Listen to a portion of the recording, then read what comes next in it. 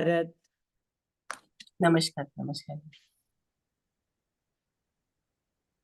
तो सपना जी, आपके सेशंस में कह रही थी कि बहुत एनलाइटनिंग रहते हैं और बहुत बहुत अच्छे रहते हैं। तो आज जो आपने इतना प्यारा टॉपिक लेके आया है कि हम अपने को वाकई खुश रखना चाहते हैं, या हम चाहते हैं कि कोई प्लेट में हमको परोस के हमारे लिए खुशियों को ला कर दे दे, उसी के ऊपर जो आप कहने विजडम शेयर करेंगी उसको सुनने के लिए बहुत उत्सुक हैं।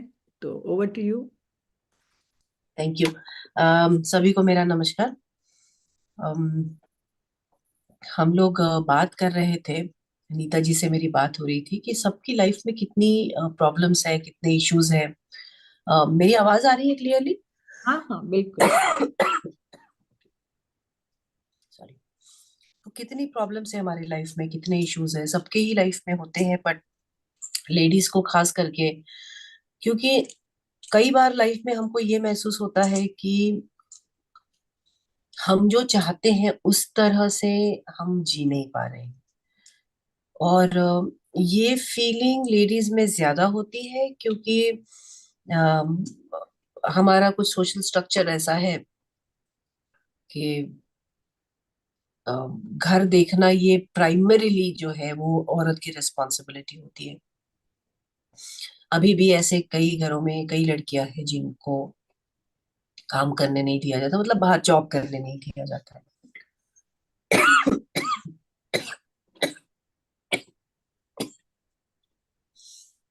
तो लेडीज में ये अक्सर फीलिंग होती है कि मुझे अपने हिसाब से अपनी जिंदगी जीने नहीं मिल रही है। फिर जब कोई कोई बात कहता है तो वो लग जाती है, कोई हमें किसी चीज के लिए मना करता है तो उसकी हमको तकलीफ होती है। कुछ समय बाद ये ध्यान में आता है कि जो बच्चों के लिए हम बहुत ज्यादा अपने आप को, अपना सारा छोड़ के उनके लिए पूरा हम वक्त बिता रहे थे, कुछ समय बाद वो भी उनके पास भी हमारे लिए टाइम नहीं होता। इनफैक्ट उनको पसंद भी नहीं आता है कि हम उनकी लाइफ में इंटरफियर करें। तो कई बार ये होता है कि हर तरीके से, हर तरह से हमको ऐसा लगता है कि हमारी लाइफ अच्छी नहीं है। तो हमने सोचा कि चलो आज इसी पे बात की जाए कि अम, क्या वाकई में लाइफ अच्छी नहीं है, और अगर नहीं है तो इसके लिए हम कुछ कर सकते हैं या नहीं कर सकते हैं, तो उसके बारे में बात करें। बड़ा इंटरेस्टिंग टॉपिक है ये कि खुशी कहाँ से आती है, क्यों किसी किसी को आती है, सबको नहीं आती है। बड़ी भारी लोग बात करते हैं कि भाई हमारा नसीब ही खराब है, या देखो उनकी लाइफ कितनी अच्छी चल रही है, हमारी नहीं चल रही है। तो अभी जो लाइफ के स्टेज में मैं हूँ और इतने सालों से जो चीजें मैं लाइफ में देखते आ रही हूँ, इतना तो मैं जरूर कह सकती हूँ कि अम, ऐसा दुनिया में कोई नहीं है जिसको हैप्पीनेस नहीं मिली है, और ऐसा भी दुनिया में कोई नहीं है जिसको दुख नहीं मिला हुआ है। मतलब ये तो हम सभी जानते भी हैं। लेकिन क्या होता है कि हमारा जो नजरिया होता है ना, किसी और का दुख जब हम देखते हैं तो हमको बहुत बड़ा नहीं लगता। अभी आप देख लीजिए, इतनी बड़ी बड़ी कैलामिटीज, वॉर हो रही है यूक्रेन में। यूक्रेन में जो वॉर हो रही है वहां पर लोगों के पास में घर बार नहीं है। कई घरों में जो है लेडीज को घर से बाहर, मतलब देश छोड़ने की परमिशन थी, और आदमियों को देश छोड़ने की परमिशन नहीं थी। तो कई घरों में आदमी खत्म हो गए हैं, काम नहीं है, बिजली नहीं है। बहुत बहुत मतलब इतनी बुरी लेवल की प्रॉब्लम है, पूरे देश में है। उसको ऐसे भी सॉल्व नहीं किया जा सकता कि भाई चलो हमारे पास में नौकरी नहीं है, जॉब नहीं है, हम दूसरे किसी सिटी में जाके, दूसरे किसी जगह पे जाकर अपने आप को, कोई स्कोप ही नहीं बचा है। लेकिन अगर हम उस चीज को बहुत रोज फॉलो नहीं कर रहे हैं न्यूज पे, या अम, हम हमारे कोई जानकार है जो वहां पर रहता है, अगर ऐसा नहीं है तो उसका हमारे ऊपर असर हो नहीं रहा। मतलब मैं कुछ लोगों से बात कर रही थी जो यूके में रहते हैं, जो लोग बहुत क्लोजली इस चीज से एसोसिएटेड है, क्योंकि यूके में बहुत सारे रेफ्यूजीज भी गए हुए हैं यूक्रेन से। तो उन लोग, वो लोग जितनी संवेदनाशीलता से बात करते हैं ना, कि तुमको पता नहीं कितनी प्रॉब्लम है, कि आज घर छूट गया है और वापस जाने के लिए घर भी नहीं है, लोग भी नहीं है। तो वो उतना हमको महसूस ही नहीं होता है क्योंकि हम उसमें इन्वॉल्व नहीं है। तो ये होता है कि जब लोग मर भी रहे हैं तब भी हमको हमारी जो इश्यूज है, हमारी प्रॉब्लम्स है, वो ज्यादा बड़ी लगती है। तो हमको ऐसा और जब दूसरों का हम कुछ अच्छा देखते हैं तो उसके कंपैरिजन में हमको हमारी प्रॉब्लम्स इतनी बड़ी नजर आने लगती है, हमको लगता है कि इससे इससे ज्यादा बड़ा तकलीफ, इससे ज्यादा बड़े प्रॉब्लम्स किसी और को नहीं होंगे। तो ये बड़ा रिलेटिव सा सब्जेक्ट है। लेकिन इसका मतलब ये नहीं है कि अगर आपकी लाइफ में प्रॉब्लम है तो आपको तकलीफ नहीं हो रही है। डेफिनेटली अगर प्रॉब्लम्स है तो आपको तकलीफ हो रही है, इस बारे में बिल्कुल कोई भी डाउट मुझे नहीं है। और ना मैं ये कहना चाहती हूँ कि आप अपनी तकलीफ को बिना वजह बढ़ा चढ़ा के बता रहे नहीं। मुझे लगता है कि अगर किसी का हाथ कट गया हो और किसी के सर में बहुत दर्द हो, तो आप कंपेयर नहीं कर सकते, दोनों का दर्द अपनी अपनी जगह है और अपनी अपनी जगह उस दर्द का इम्पोर्टेंस भी है। तो लेकिन हम फिर भी समझने की कोशिश करेंगे कि जब ये तय है कि सबको दुख है और सबको खुशी है, तो हमारी लाइफ में प्रॉब्लम हमको ज्यादा क्यों तकलीफ देती है, और क्या हम इसके लिए कुछ और कर सकते हैं। हम थोड़ा सा नजरिया बदल के इसको देखने की कोशिश करेंगे। पहले तो स्पिरिचुअली मैं चाहूंगी कि इस बारे में एक 2 मिनट में बात करूं, क्योंकि अगर दर्द क्यों होता है ये इस बात को हम समझ नहीं पाएंगे, तो हम हर छोटी छोटी चीज को ये समझेंगे कि हमारे साथ बहुत गलत हो रहा है। तो बहुत शॉर्ट में मैं यही आपको बताना चाहूंगी कि आपके लाइफ में कितने दर्द होंगे ये आप खुद लिखवा कर आए। ये कोई कोई ऊपर ऐसा सिस्टम नहीं बैठा हुआ है कि आपको किसी चीज की सजा मिल रही है। क्योंकि हमको आदत होती है ना कि हमको जब बहुत तकलीफ होती है तो हम कहते हैं पता नहीं मैंने क्या बुरा किया था, पिछले जन्म में पता नहीं क्या किया होगा, या मैं तो सबका अच्छा करती हूँ, मेरे साथ ही ऐसा क्यों हो रहा है। तो आप कितना अच्छा कर रहे हैं या कितना बुरा कर रहे हैं, इस सिस्टम से आपके दुखों का कोई लेना देना नहीं है। आप यहाँ पर आए हो इंसान के रूप में, आपने अगर जन्म लिया है तो वो केवल और केवल इसलिए लिया है क्योंकि आपकी आत्मा की शुद्धि, आत्मा की तरक्की होनी है। क्योंकि हम सब निर्वाणा की तरफ बढ़ रहे हैं और बढ़ना चाहते हैं, तो हमारे आत्मा को कंटिन्यूअसली ग्रोथ होना बहुत ज्यादा जरूरी होता है। और देखिए, ग्रोथ के लिए बहुत सिंपल फॉर्मूला है। अगर आप किसी 5वीं कक्षा के बच्चे को वो आपसे आके कंप्लेन करता है कि आंटी मुझे नहीं पढ़ाई करना है, मुझे मुझे बहुत तकलीफ होती है, मुझे बहुत डर लगता है, मुझे बिल्कुल अच्छा नहीं लगता, मुझे बिल्कुल पढ़ाई नहीं करनी है। अगर ये 5वीं कक्षा का बच्चा आपसे आके कहता है तो आप उससे आपको हंसी भी आएगी, आपको कहेगी कि क्या 5वीं क्लास के करिकुलम के लिए इतना वो कर रहा है, आगे तो कितना और होगा। और आप उसको समझा देंगे नहीं बेटा ये जरूरी है, नहीं तो आपकी लाइफ में तरक्की कैसे होगी। Is that as simple a fundamental as that. इंसानों का जो बर्थ मिला है वो मिला ही इसीलिए है कि आप अपने आत्मा की शुद्धि के लिए क्या ज्यादा से ज्यादा सीख सकते हैं। और सीखने की ना एक बड़ी इंटरेस्टिंग बात है, जब हमारी लाइफ बहुत अच्छी चल रही होती है ना तब हम कुछ नहीं सीखते, कोई कुछ नहीं सीखता। साल के स्टार्टिंग में पता होता है कि साल के एंड में एग्जाम होने वाली है, लेकिन कोई पढ़ाई नहीं करता है। पढ़ाई तब करता है जब टाइम टेबल लग जाता है, डर लगने लगता है, घर वाले पीछे पड़ जाते हैं, परेशान करते हैं, तकलीफ देते हैं, तब हम फिर पढ़ाई करना शुरू करते हैं। तो दर्द अगर ना हो, वो तकलीफ ना हो, तो हमारी तो बुद्धि ना बढ़े, हमको दुनिया में हम कुछ सीखे ही ना। तो अगर ये बात हमारी समझ में आने लगे कि तरक्की के लिए दर्द जरूरी है, और दर्द जो है ना वो आत्मा को नहीं होता है, दर्द होता है शरीर और दिमाग में महसूस होता है। और उस दर्द को महसूस करके सीखने के लिए आत्मा शरीर का धारण करती है।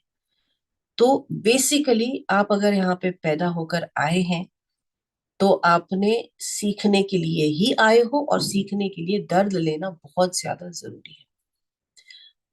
अब अलग अलग टाइप का दर्द सबको क्यों। कुछ कुछ लोग ऐसे होते हैं जो सर दर्द पे भी हाय तौबा मचाए होते हैं, और कुछ लोग हैं जिनकी जिंदगी में सब कुछ गलत होते रहता है मगर वो भी स्थित प्रज्ञ से अपने दुनिया चलाते रहते हैं जिंदगी में। तो हमको समझ में नहीं आता, कई लोगों की तरफ देख के लगता है इसकी जिंदगी में सारे प्रॉब्लम्स है, एक के बाद एक, एक के बाद एक, एक के बाद कितने प्रॉब्लम एक ही की जिंदगी में भगवान ने दिए हुए हैं।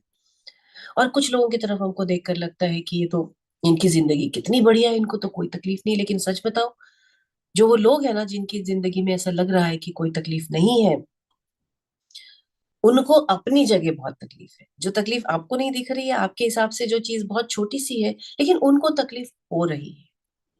तो ये जो है ना कि उन किसी की जिंदगी में इतनी ज्यादा परीक्षाएं क्यों, किसी की जिंदगी में कम, ये डिपेंड करता है हमारी सोल एज पे। सोल एज है, जैसा 5 साल का बच्चा है उसका करिकुलम कितना होगा, एक 5वीं कक्षा का बच्चा है 10 साल का, उसका करिकुलम, और जो ग्रेजुएशन कर रहा है उसका करिकुलम, जो पीएचडी कर रहा है उसका करिकुलम, सबका अलग अलग होता है, एक जैसा करिकुलम नहीं होता है। तो हमारी आत्मा के एज के ऊपर डिपेंडेंट भी हमारी लाइफ की प्रॉब्लम्स होती है। अगर हम ये बात समझ लें, मेरे लाइफ के खुद के एक्सपीरियंस में मैंने ये देखा हुआ है कि जब ये बात अंदर तक उतर जाती, जिसे हम रियलाइजेशन कहते हैं, तो जो तकलीफें होती है ना, उनको देखने का हमारा नजरिया बदल जाता है, उसको देखने की हमारी, उसको सहने की हमारी ताकत बदल जाती है। क्योंकि कई बार ये होता है कि दुख एक एक तरफ रहता है, वो दुख के बारे में हम जितना सोचते हैं, वो दुख को जैसे हम प्रोसेस करते हैं, वो सब चीजों की वजह से हमारा दुख कई गुना ज्यादा बढ़ जाता है। तो जब उसको देखने का नजरिया भी अगर हम बदल पाए, अगर हम समझ पाए कि ये क्यों हो रहा है हमारी लाइफ में और क्यों जरूरी है, तो जो तकलीफ होती है ना वो कम हो जाती है। प्रॉब्लम है, लेकिन तकलीफ हम कम हो जाती है उस समय। और जिस तरह से हम उस दुख को डील करने की हमको जरूरत है, उसको करने के लिए हमको बहुत ज्यादा अवेयरनेस और ताकत, दोनों चीजें आ जाती है। मैं पिछले 20 साल से या 25 साल से भी काउंसलिंग कर रही हूँ और बहुत लोगों को मिलती हूँ जिनके अलग अलग तरह के प्रॉब्लम्स है। रिलेशनशिप प्रॉब्लम तो सभी के लाइफ में होते हैं।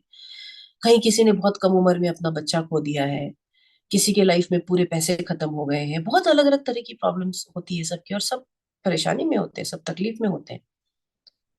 लेकिन मैंने देखा है कि जहां जहां हमने स्पिरिचुअल बेसिस पे काम किया है और सामने वाले ने उसको समझने की कोशिश की है, उसके लाइफ में बहुत ज्यादा पॉजिटिव चेंजेस आए हुए हैं। क्योंकि अगर देखिए, एक एग्जांपल लेके चलते हैं, आपके परिवार में 4 लोग हैं, 5 लोग हैं, और मान के चलिए आप डॉटर इन लॉ है और आपकी मदर इन लॉ है जो बिल्कुल भी आपको अच्छे से ट्रीट नहीं करते। अब ये इतनी यूनिक समस्या है इंडिया में कि इसका कोई समाधान भी नहीं दिखता है। जिन घरों में हस्बैंड सपोर्टिव होते हैं, वो हस्बैंड कई बार अपनी माँ से बात करके या दोनों के बीच में बैलेंस करके कि भाई कौन गलत हो सकता है, कौन सही हो सकता है, और ठीक करने की कोशिश करते हैं। लेकिन जिन घरों में हस्बैंड भी सपोर्टिव नहीं होते हैं, वहां पर बहुत ही मुश्किल सिचुएशन होती है, क्योंकि आप छोड़ना नहीं चाहते, आप अपने परिवार को छोड़ना नहीं चाहते। हो सकता है आपके हस्बैंड से आपके अच्छे हैं, हस्बैंड आपके, और परिवार है आपका, आप अपने इन लॉज का भी सेवा भी करना चाहते हो, लेकिन वो जो सिचुएशन क्रिएट कर रहे हैं बार बार, में भी आपको उल्टा सीधा बोलकर या कोई चीजों से आपको डिप्राइव करके जो कर रहे हैं, वो आपके लिए सहना भी मुश्किल है और आप छोड़ भी नहीं पाते। तो ये बहुत typical Indian house hold, Indian families में इश्यूज हैं। तो ऐसे समय में जब हम एक्चुअल प्रॉब्लम को सॉल्व नहीं कर पा रहे हैं, क्योंकि सॉल्यूशन नहीं दिख रहा है हमको इमीडिएटली, ऐसे समय में अगर हमको, हमारे पास हमेशा दो ऑप्शंस होते हैं कि या आप प्रॉब्लम सॉल्व करिए या आप प्रॉब्लम से दूर हट जाइए। लेकिन क्लासिकल, जैसे मैंने ये इंडियन फैमिली की बात बताई है, आप ना घर छोड़कर जा सकते हैं और ना आप इस प्रॉब्लम को सॉल्व कर पा रहे हैं। ऐसे समय में फिर हमारे पास में अगर हमारा स्पिरिचुअल रियलाइजेशंस अगर स्ट्रांग हो, तो हमको वो समय में से निकलना कंपैरेटिवली आसान हो जाता है। कंपैरेटिवली, क्योंकि मान के चलिए आपके मदर इन लॉ आपको बहुत उल्टा सीधा बोल रही है, तकलीफ हो रही है, अगर हम कहीं ना कहीं, एक एग्जांपल दे रही हूँ मैं आपको, कि अगर हम ये समझने की कोशिश करें कि भाई ये भी अपने सोल जर्नी पर है ना, हम सभी अपने सोल जर्नी पे हैं, तो ये भी अपने सोल जर्नी पर है और इनकी भी लाइफ में इनको कुछ लेसन सीखने हैं। लेकिन हो सकता है कि आज जो इनकी सोल एज है या स्टेज है, उस हिसाब से वो समझ नहीं पा रही है कि अपने आप में क्या चेंजेस लाना है। तो क्या मैं इनके सोल को रेस्पेक्ट करके, इनकी सोल जर्नी को रेस्पेक्ट करके इस बात को अनदेखा अनसुना कर सकती हूँ? चॉइस है। मैं ये नहीं कह रही कि आसान है, मैं कह रही हूँ चॉइस है, क्योंकि सिचुएशन तो डिफिकल्ट है ही।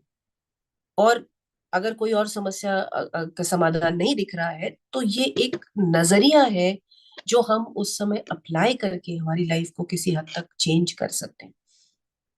ये किताबी बातें नहीं है, क्योंकि मैं हमेशा अपने क्लाइंट से अपने प्रोग्राम में मैं वही बातें शेयर करती हूँ जो मैंने अपने एक्सपीरियंस में की है।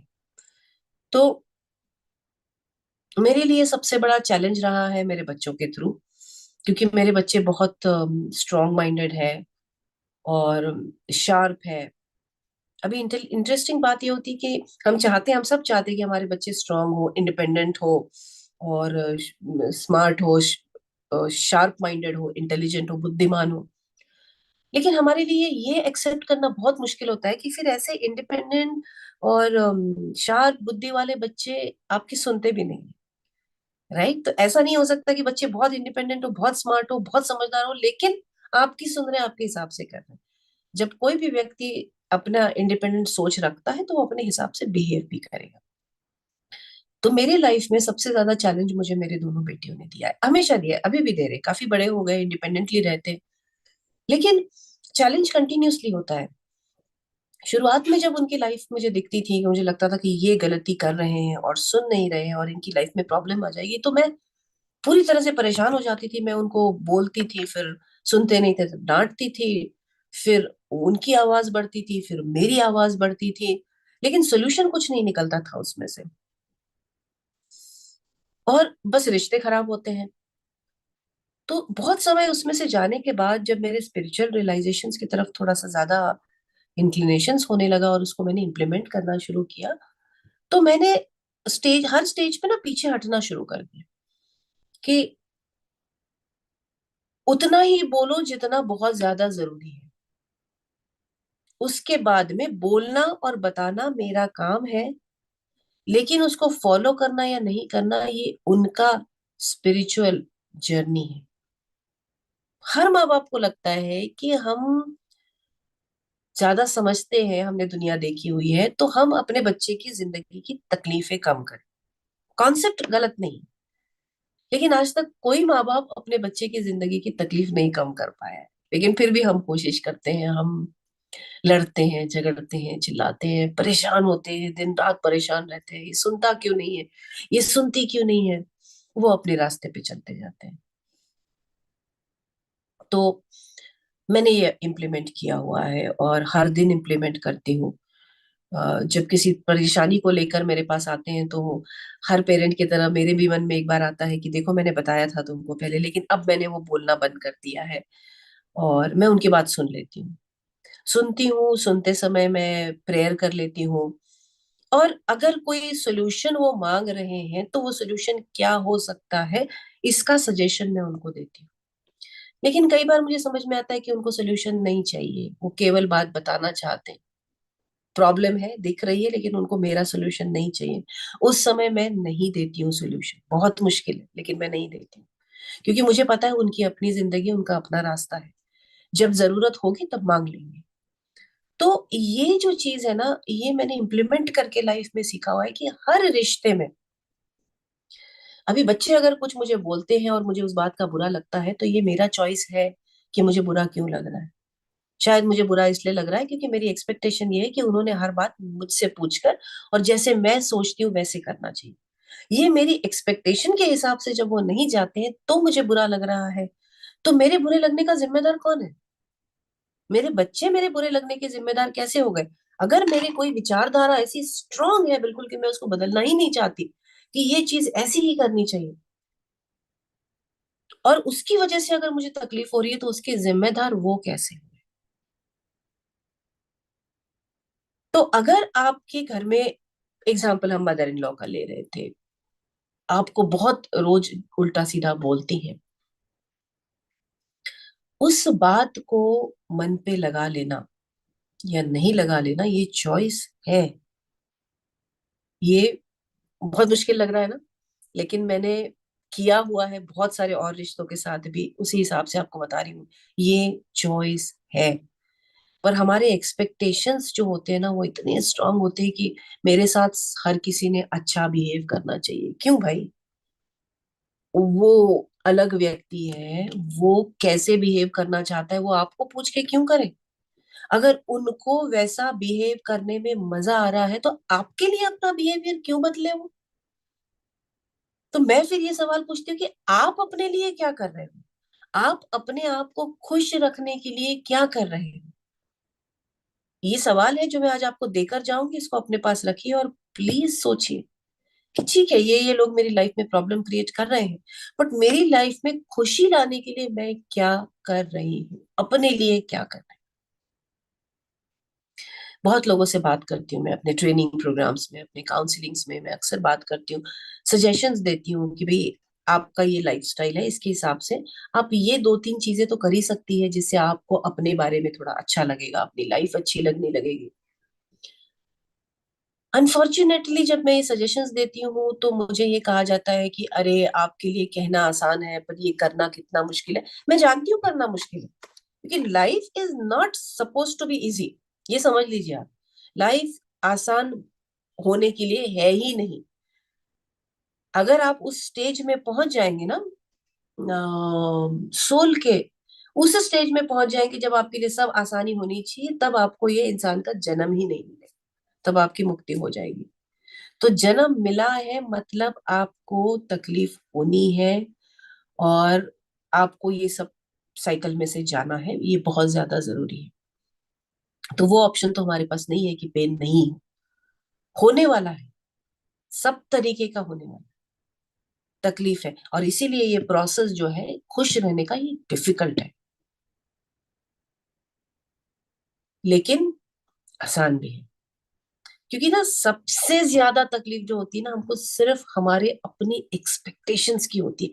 हर जगह एक्सपेक्टेशंस की ही तकलीफ होती है। किसी दिन सुबह उठोगे ना, तो ये एक्सपेरिमेंट करके देखना, बढ़िया अपने आप को मिरर के सामने देख के और खुद को तैयार कर लेना।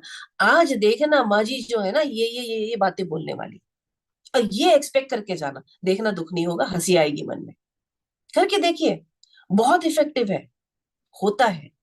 लेकिन जब आप एक्सपेक्ट करके जाते हो कि मैंने तो बड़ा अच्छा काम किया है, मेरी तो तारीफ होनी चाहिए, मुझे तो अच्छा बोलना चाहिए, तो भैया तकलीफ होगी। उनका मूड नहीं है आपकी तारीफ करने की, उनको बड़ा मजा आता है आपको ताने देकर, एंजॉय कर रही है वो अपना ताने देना। आप अपने लिए क्या कर रही है, वो फिर से सवाल पूछा।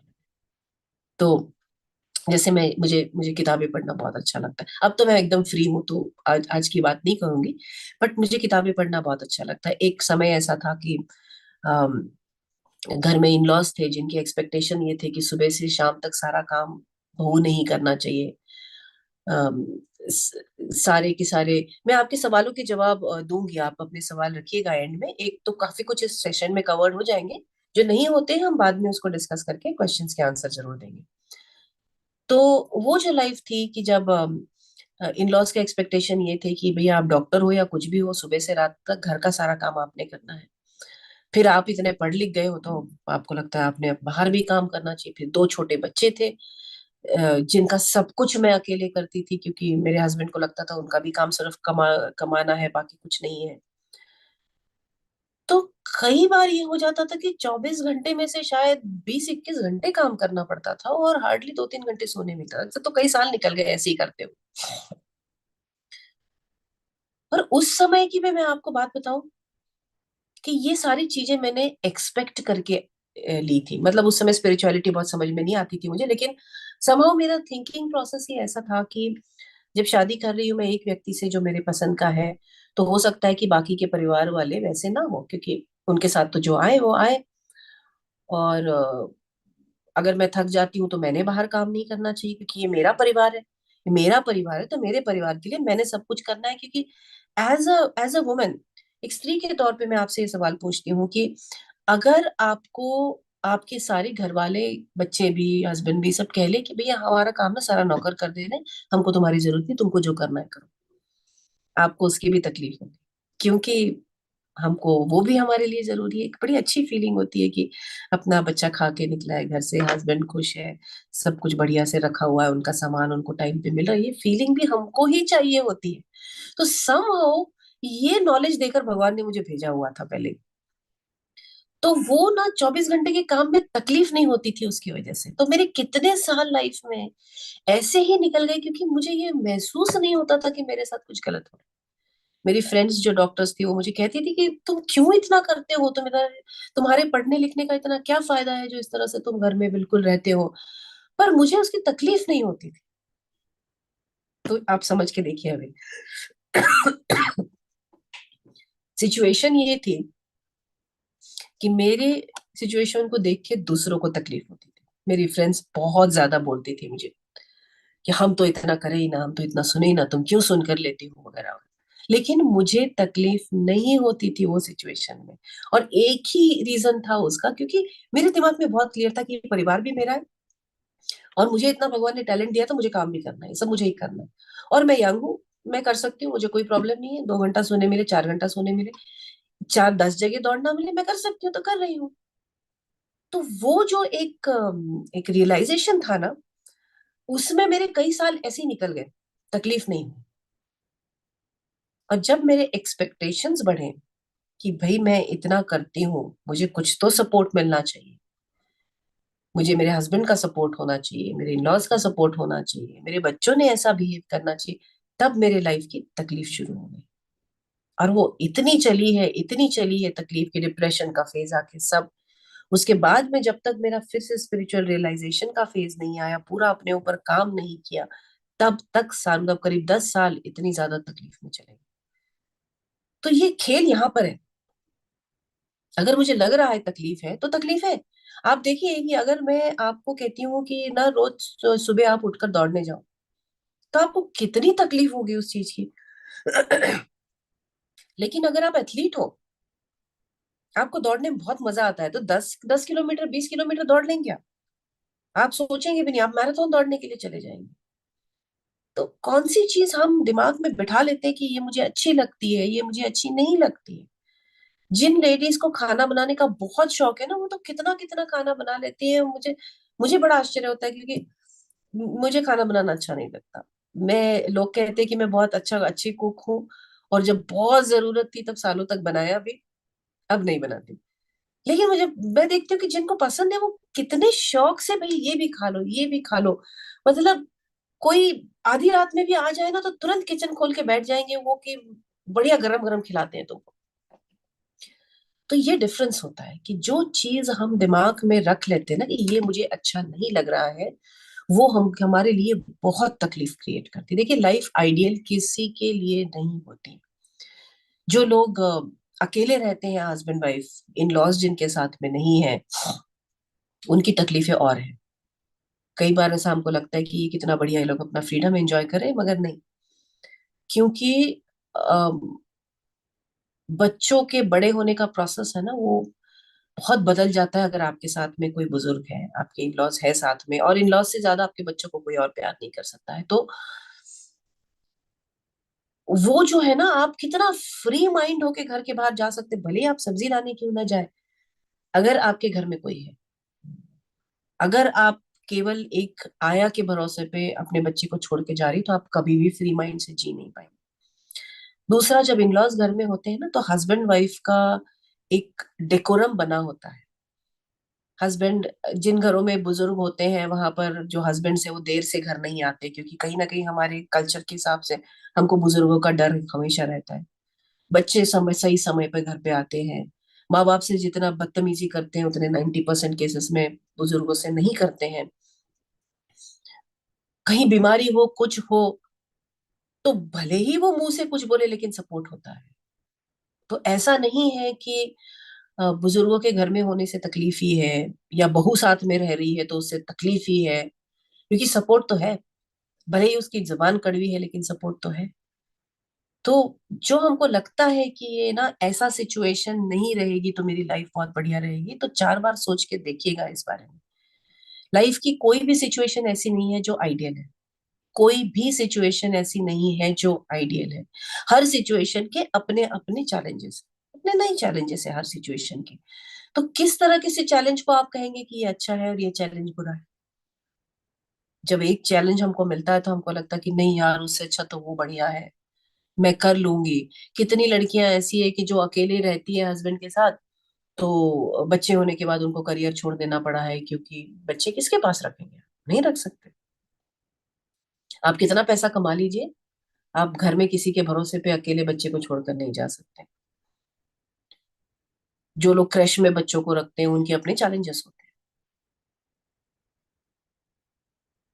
जिन घरों में मैंने देखा है कि चार पांच लोग होते हैं ना, बड़ी परिवार होता है, वहां पे बच्चे बड़े सिक्योर से बड़े होते हैं, उनको इनसिक्योरिटी नहीं आती है। और जिन घरों में केवल न्यूक्लियर फैमिलीज होती है, हस्बैंड वाइफ है, बच्चा है, तो वहां पे बच्चे बहुत क्लिंगी होते हैं। वो फादर ने तो जाना ही जाना है काम करने के लिए, मदर को छोड़ते नहीं है, रोज का रोना होता है अगर मदर मदर काम पे जाती है, क्योंकि बच्चे को केवल इमोशन समझ में आते हैं और उसको डर लगता है कि सब मुझे छोड़कर चले जाएंगे। जहां पर बड़ा परिवार होता है, बच्चा कोई बॉदर नहीं करता, माँ गई माँ आ रही, उसको कोई फर्क नहीं पड़ता, तो वो उतना फ्रीडम आपको मिलता है। तो तकलीफ अगर हमको है, तो सबसे पहले तो हमको खुद एनालाइज करना पड़ेगा कि मुझे मुझे एग्जैक्टली exactly तकलीफ क्यों हो रही है। और अगर परिवार में तकलीफ है, आपके परिवार में मान के चलिए आपके इन लॉज के साथ में आपकी प्रॉब्लम हो रही है, आपकी मदर इन लॉ आपको टोकते रहती है बार बार कि खाने में ये क्यों बनाया, ये ऐसा क्यों रखा, इसको ढक कर क्यों नहीं रखा, इसको धोया क्यों नहीं, तो एक बार याद करिएगा, क्या आपकी माँ ये सब नहीं बोलती थी? मेरी माँ तो आज भी बोलती है। वो वो 75 है, मैं 55 हूँ, लेकिन आज भी टोकती है। मेरी आदत है कि बस फल उठाया और खाने लगे, वो आज भी टोकती है, धोकर खाओ। अभी आप देखिए कि यही अगर बार बार माँ टोके तो कुछ नहीं लगता हमको, जब मदर इन लॉ टोकती है तो हमको गुस्सा आ जाता है, उसने नहीं बोलना। तो ये हमारा माइंडसेट है कि मदर इन लॉ ने हमको कुछ नहीं बोलना चाहिए, ये हमारी माइंडसेट है। क्यों कुछ नहीं बोलना चाहिए भैया? सोचो कि परिवार है, जो बुजुर्ग है वो सिखाएंगे, बोलेंगे, उनके हिसाब से नहीं होगा तो जरूर बोलेंगे। हम अपने बच्चों को नहीं बोलते हैं क्या? और आप अपने बहू को नहीं बोलेंगे क्या? आप जरूर बोलेंगे अपने बहू को, क्योंकि लेकिन तब आपको लगेगा कि नहीं, मैं इसलिए बोल रही हूँ क्योंकि मुझे ज्यादा समझता है। तो हर व्यक्ति को ये लगता है कि मैंने जिस तरह से जिंदगी जी है वो ही एक सही ढंग है जीने का। लेकिन मैं इन लॉस जो है, अभी जो जिनकी बहुएं हैं, जिनके बच्चों की शादी हो गई है या होने वाली है, मैं उनको भी एक बात बताती हूँ कि पीछे हटना सीखिए। जहां जरूरी है वहां बोलिए, और बोल के हट जाइए। क्योंकि तकलीफ हमको तब होती है जब हम कोई चीज करते हैं और हम उससे, हमारे एक्सपेक्टेशन होते हैं कि ऐसा करने से ऐसा होना चाहिए। मतलब अगर हमने किसी को राय दी तो उसने वो राय फॉलो करनी चाहिए। ये जब हम कंपल्शन रखते हैं उस चीज पे, तब हमको तकलीफ होती है। और तब सामने वाले को भी तकलीफ होती है, क्योंकि हम बार बार उसी चीज में टोकते रहते हैं। भाई बताना काम है, आपको ज्यादा समझता है, जरूर आपका एक्सपीरियंस है, आप बताइए उनको, और बता के छोड़ दीजिए। जब वो इम्प्लीमेंट करना है या नहीं करना है, वो उनका चॉइस है ना। आप उनको चॉइस नहीं देंगे, उनको इरिटेशन होगा, उनको इरिटेशन होगा, वो आपकी बात नहीं मानेंगे, आपको गुस्सा आएगा, आपको इरिटेशन होगा। ये तो चक्र जो है वो चलते ही रहता है। तो जो हम स्पिरिचुअलिटी में बात करते हैं, इतनी बड़ी बड़ी बातें हम करते हैं, सुनते हैं, लेकिन इम्प्लीमेंट नहीं करते हैं उसको। एक जो गीता का सार है वो एक लाइन मैं मेरे बचपन से सुनते आ रही हूँ। कोई भी मतलब गीता बोलने के बाद सबके मन में एक ही विचार आता है, कर्म किए जा, फल की चिंता मत कर। इम्प्लीमेंटेशन, ये छोटी छोटी चीजों में लाइफ में इम्प्लीमेंट करना पड़ता है। वो कि भैया इसको, जब तक आपका बच्चा फिजिकल डेंजर में है ना, तब तक आपको बहुत एक्टिवली बच्चे को पकड़ के घर के अंदर रखना जरूरी होता है कि सड़क पे ना जाए।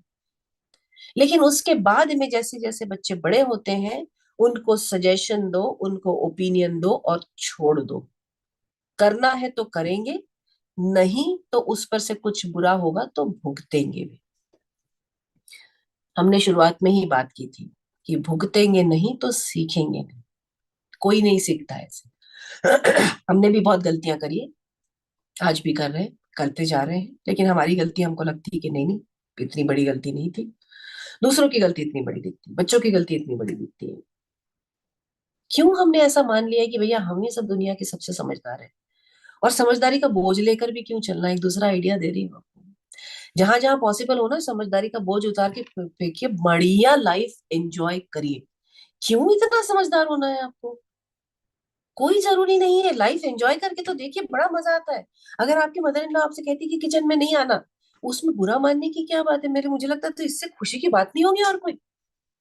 बढ़िया एंजॉय करो। ठीक है, उनको खाना बनाना पसंद है, उनकी इतनी सारी तारीफ कर दो कि मम्मी आपके जैसा खाना कोई बनाता ही नहीं है, मैंने आज तक आपके जैसा खाना नहीं खाया। आप बढ़िया लाइफ एंजॉय करो। आया आपकी बहू है जो, नहीं भाई बहू आई हुई है और वो करना चाहती है घर का काम, तो छोड़ दो ना उसके ऊपर, आप लाइफ कब एंजॉय करोगे? देखिए, एक बात हमको लाइफ में सबको समझना जरूरी है कि रिश्तों में जो अपनापन होता है ना, वो इज्जत से आता है, वो जबरदस्ती में नहीं आता है। मतलब कई घरों में ये होता है कि जो बुजुर्ग है उनको ये डर लगा रहता है कि भैया मैं, बुजुर्ग जो सास होती है उनको लगता है कि ये तो मेरा कंट्रोल वाला एरिया है, किचन का, अगर मैं यहाँ से निकल जाऊंगी तो मुझे तो कोई पूछेगा ही नहीं। तो आप जबरदस्ती अगर करने की कोशिश करते हैं तो आपको अपनापन नहीं मिलेगा। अपनापन मिलने के लिए प्यार करके विश्वास करना पड़ता है। अगर अगर आपकी बहू कुछ करना चाहती है, काम करना चाहती है, बाहर करना चाहती है, घर में करने दीजिए ना। क्यों सिस्टम ऐसा जबरदस्ती का है कि नहीं, हमारे घर में ऐसा काम करने से नहीं चलता, हमारे घर में ऐसा नहीं चलता। अरे वो खुश रहेगी तो आप भी खुश रहेंगे। ये जो दिन रात की चिक चिक में हम अचीव क्या करना चाहते हैं? और अगर आपके घर में पैसा ठीक ठाक है तो वो पैसे का इस्तेमाल कहाँ हो रहा है? खाना बनाने के लिए किसी को रख लीजिए। बहू भी काम करती है, बेटा भी काम करता है, तो घर में पैसा बहुत सारा है, तो उसका घर के सुख सुविधाओं के लिए उस पैसों का इंतजाम होना चाहिए ना, कि आपके लिए असिस्टेंट कोई घर में रखे। अगर आपके पास बच्चा छोड़ के बहू जा रही है तो वो बच्चे को 24 घंटा पूरा टाइम देखने के लिए उनको बोलो कि एक मेड रख दो, मैं सुपरवाइज करूंगी।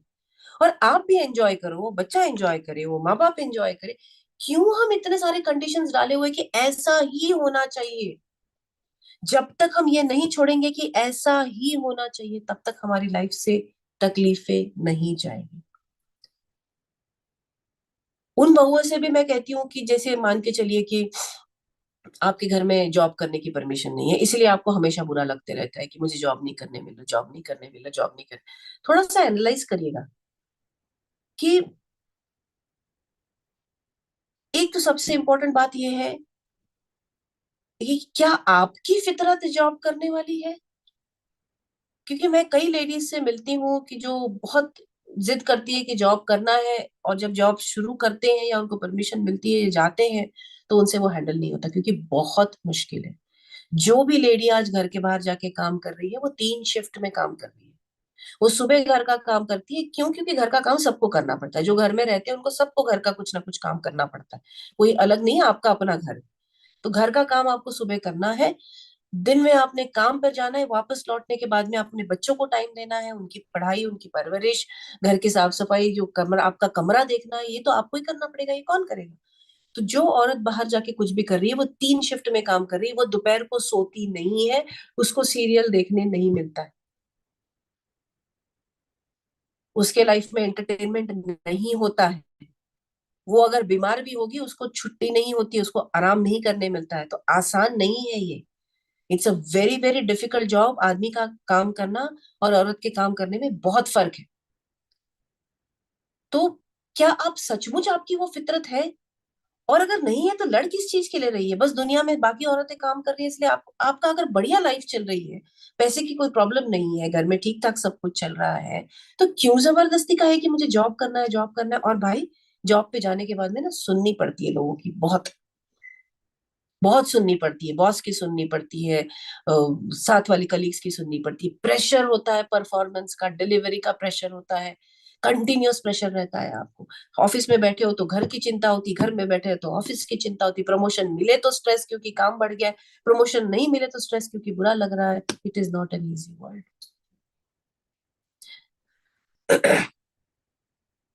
सबसे पहले तो अपने आप को एनालाइज करें कि मैं, मुझे जॉब करना है, इतना ज्यादा लाइफ, इतनी ज्यादा लाइफ मुझे अपनी बिजी कर लेनी है क्या? दूसरा, मुझे कुछ तो करना है। चलो आप बोलोगे कि नहीं, ठीक है मैडम मुझे इतना नहीं करना, लेकिन मुझे कुछ तो करना है, तो कुछ करिए ना। कुछ जरूर कर सकते हैं, कुछ करने के लिए क्या है, लेकिन कुछ भी करने के लिए आपको अपनी जिंदगी से टाइम निकालना पड़ता है, टाइम अलग से नहीं होता है। तो आपकी जो जिंदगी है ना, जैसे शादी आपने अपनी मर्जी से करी है, मतलब मुझे नहीं पता ऐसे दुनिया में इस आजकल की सेंचुरी में ऐसे कोई लोग होंगे जिनको कॉलर पकड़ के गले में फंदा डाल के बिठाए कि नहीं शादी करनी पड़ेगी। तो भैया शौक अपने थे, हमने शादी करी। तो शादी के साथ में घर परिवार जिम्मेदारी आती है। फिर बच्चे आपने पैदा किए, फिर आपके शौक थे, तो बच्चे पैदा किए हैं तो उनको देखना ही पड़ेगा आपको। तो ये सारी चीजें कहीं नहीं जानी है। तो यही होगा, और इसमें से ही आपको टाइम निकाल के कुछ करना पड़ेगा जिंदगी में। जो कुछ इस दुनिया में कुछ भी कोई कर रहा है, वो इसी में से टाइम निकाल के कर रहा है। इसका मतलब क्या है कि आराम करने का टाइम कम हो गया, एंजॉयमेंट करने का टाइम कम हो गया, किटी पार्टी में जाने का टाइम कम हो गया। ये सारी चीजें खत्म हो जाएगी आपकी लाइफ में से। तो आपको पहले बहुत फोकस बढ़ाना पड़ेगा कि, क्योंकि देखिए टाइम पास नहीं है। अगर आपको कुछ करना है तो आपको वो सिंसियरली करना पड़ेगा। आपको अपना छोटा सा भी बिजनेस करना है तो भी उसमें आपको बहुत 100% आपका वो देना पड़ता है। कई लोग कहते हैं कि मुझे एक मैं बहुत कॉमन स्टोरी है जो मैं लेडीज की सुनती हूँ कि मुझे तो फैशन डिजाइनिंग करने का बहुत शौक था, मुझे कपड़े डिजाइन करने का बहुत शौक था, मुझे बुटीक खोलना है, या मुझे कहीं से कपड़े लाकर बेचना है। आपको लगता है छोटा है कि लाओ और बेचो? सॉरी, आज हम जहां पर बैठे हुए हैं, आज ऑनलाइन मुझे जो चाहिए, वो कहते हैं पिन से लेकर एरोप्लेन तक मैं ऑनलाइन खरीद सकती हूँ। और मुझे अगर ब्लू कलर का ड्रेस चाहिए तो मुझे ब्लू कलर के 1000 ड्रेस में से चॉइस मिलेगा घर पे बैठ के मेरे यहाँ पर। तो आपसे कोई क्यों खरीदे, उसके लिए आपको बहुत सारी मार्केटिंग करनी पड़ेगी। और आधे से ज्यादा बिजनेसेस तो मार्केटिंग नहीं होने के चक्कर में बंद हो जाते हैं, क्योंकि जब मार्केटिंग करना शुरू करते हैं तो पता चला कि पूरा महीना भर मैंने इधर उधर सब जगह मैसेजेस डाले, एक भी कॉल नहीं आया। कोई भी बिजनेस सेटल होने के लिए एक बिजनेस मैनेजमेंट का रूल है, 999 डेज तक कोई भी बिजनेस सक्सेस नहीं होता है। मतलब 365 डेज के हिसाब से समझ लीजिए 3 साल।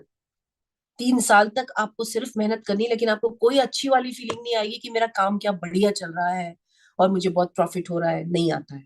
It takes a very very long time. ये 3 साल में आपके घर का काम भी चल ही रहा है, आपका बच्चों का भी चल ही रहा है। आधे से ज्यादा लोग आपके घर में नाराज है क्योंकि वो नहीं चाहते आप काम करें। तो वो माहौल में आपको मेहनत भी करनी है, काम भी करना है, मार्केटिंग भी करना है, रिजल्ट भी नहीं आना है, फ्रस्ट्रेशन भी होना है। प्लस आपकी छुट्टियां भी कम हो जाती है, नींद का टाइम कम हो जाता है। ये सारी चीजें करने की आपकी तैयारी है, और अगर है तो फिर कैसे करना है वो नेक्स्ट स्टेप आता है। क्योंकि हर किसी में कुछ ना कुछ टैलेंट होता है, और 2 घंटे के लिए ही सही अगर आप काम करें ना तब भी अच्छा लगता है। मैं अभी दूसरा साइड बता रही हूँ आपको। मैंने जैसे कहा, बचपन से मुझे ओरिएंटेशन ये था कि मुझे शादी करनी है, बच्चे चाहिए, और सब घर का भी देखना है। तो मैंने अपना लाइफ हमेशा उस तरह से सिलेक्ट किया। मैं बहुत एम्बिशियस भी हूँ। तो जब मैंने काउंसलिंग का काम शुरू किया, 2 छोटे बच्चे थे, हस्बैंड के साथ, मैं वैसे बाय बाय बाय प्रोफेशन मैं डॉक्टर हूँ, आई सर्जन हूँ। तो पहले अपने हस्बैंड के साथ हॉस्पिटल चलाती थी। तो ये करियर शिफ्ट के बीच में हस्बैंड का हॉस्पिटल एकदम से बंद तो नहीं कर सकते थे, तो उसमें हॉस्पिटल में भी जाती थी, मेरा काउंसलिंग भी था। घर में 2 बच्चे थे छोटे, जिनको 10 जगह क्लास में लेके जाना पड़ता था, और इन लॉज थे। सुबह से शाम तक लेके 4 टाइम का खाना मैं ही अकेली बनाती थी। तो ये करने में ना आपको इतना ज्यादा कन्विक्शन चाहिए। मुझे बहुत क्लैरिटी थी कि बस बस अपनी एक अलग आइडेंटिटी तो बनानी है।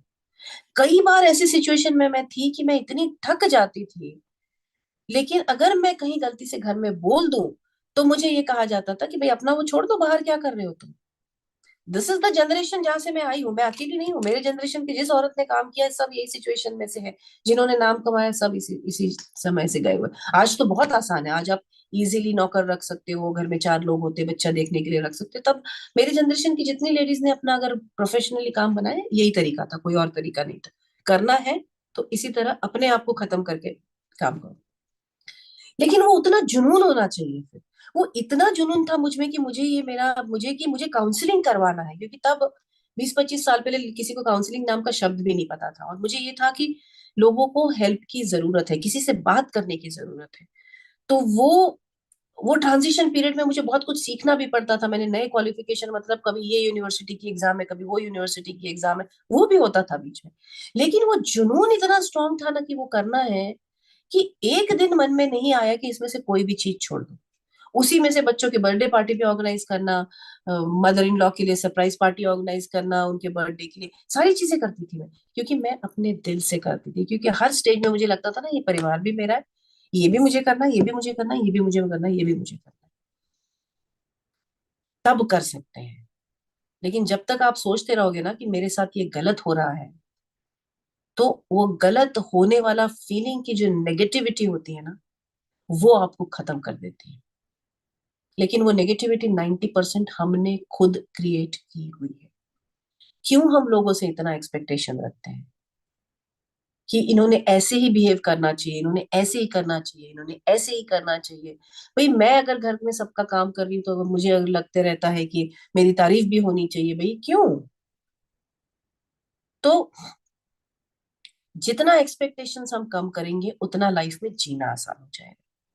क्योंकि परिवार में दो व्यक्ति हो, आप और आपके हस्बैंड भी होंगे अगर, तब भी कुछ ना कुछ मनमुटाव होगा, क्योंकि ये दो अलग अलग व्यक्ति, अलग अलग पर्सनालिटीज, अलग अलग जेनेटिक्स, अलग अलग सब अलग, आपके लाइफ में आप दो दूसरे व्यक्ति के साथ एडजस्ट कर रहे हैं।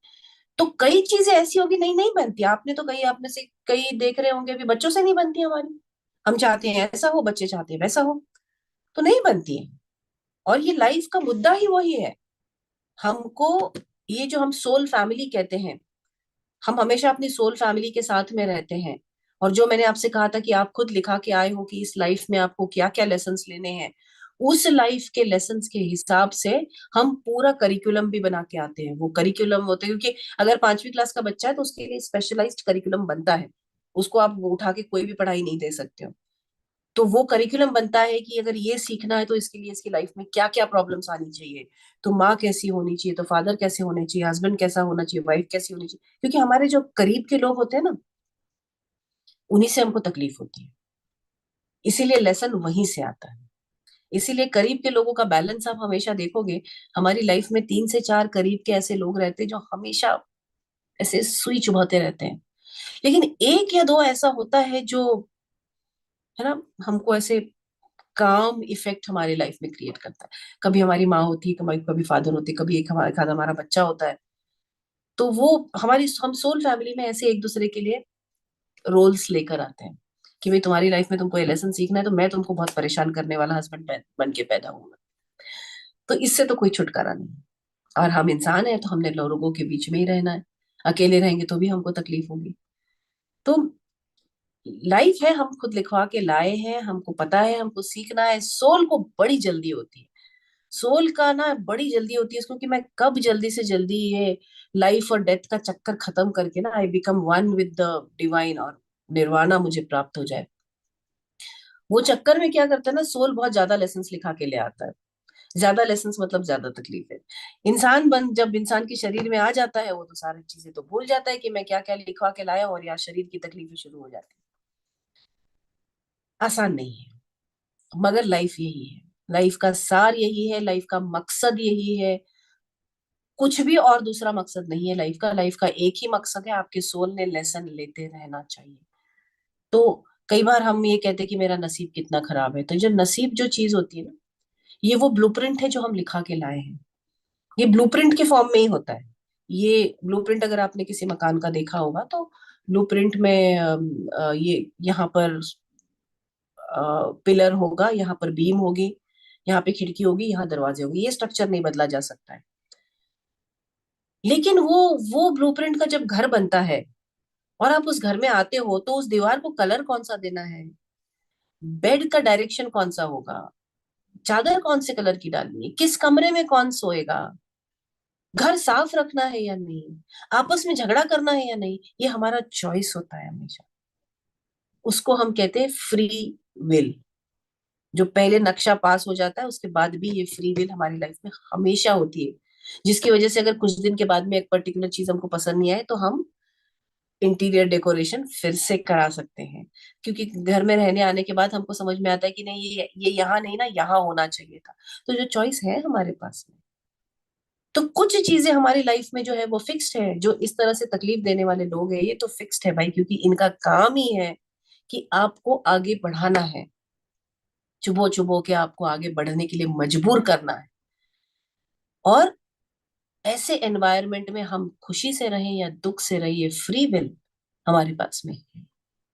आप जब दोपहर में ये सोचते हो कि अरे मैं सुबह से उठी हुई हूं, मैं थोड़ा देर लेटना चाहती हूँ, ये आपका फ्री विल है। जो औरत बाहर काम करती है, जॉब करती है, वो उसका फ्री विल है कि वो सोएगी नहीं दोपहर को, सुबह भी जल्दी उठती है क्योंकि सब करके जाना होता है, रात को भी देर से सोती है क्योंकि सबका तैयारी करके सोना पड़ता है। ये उसकी चॉइस है, उसका फ्री विल है, वो कंप्लेन नहीं कर सकती। जॉब छोड़ दे, नहीं तो शादी करी थी, चॉइस था। सब चॉइसेस है, हमारे पास चॉइसेस है, और हमने ये चॉइसेस किए हुए हैं जिस लाइफ में आज हम हैं। हम दुनिया भर में सब अपना टैलेंट, अपना किताब पढ़ना, अपना नई चीजें सीखना सब छोड़ के हम पूरा फोकस इस चीज पे लगाए हुए हैं कि सास ने आज ये क्यों बोला।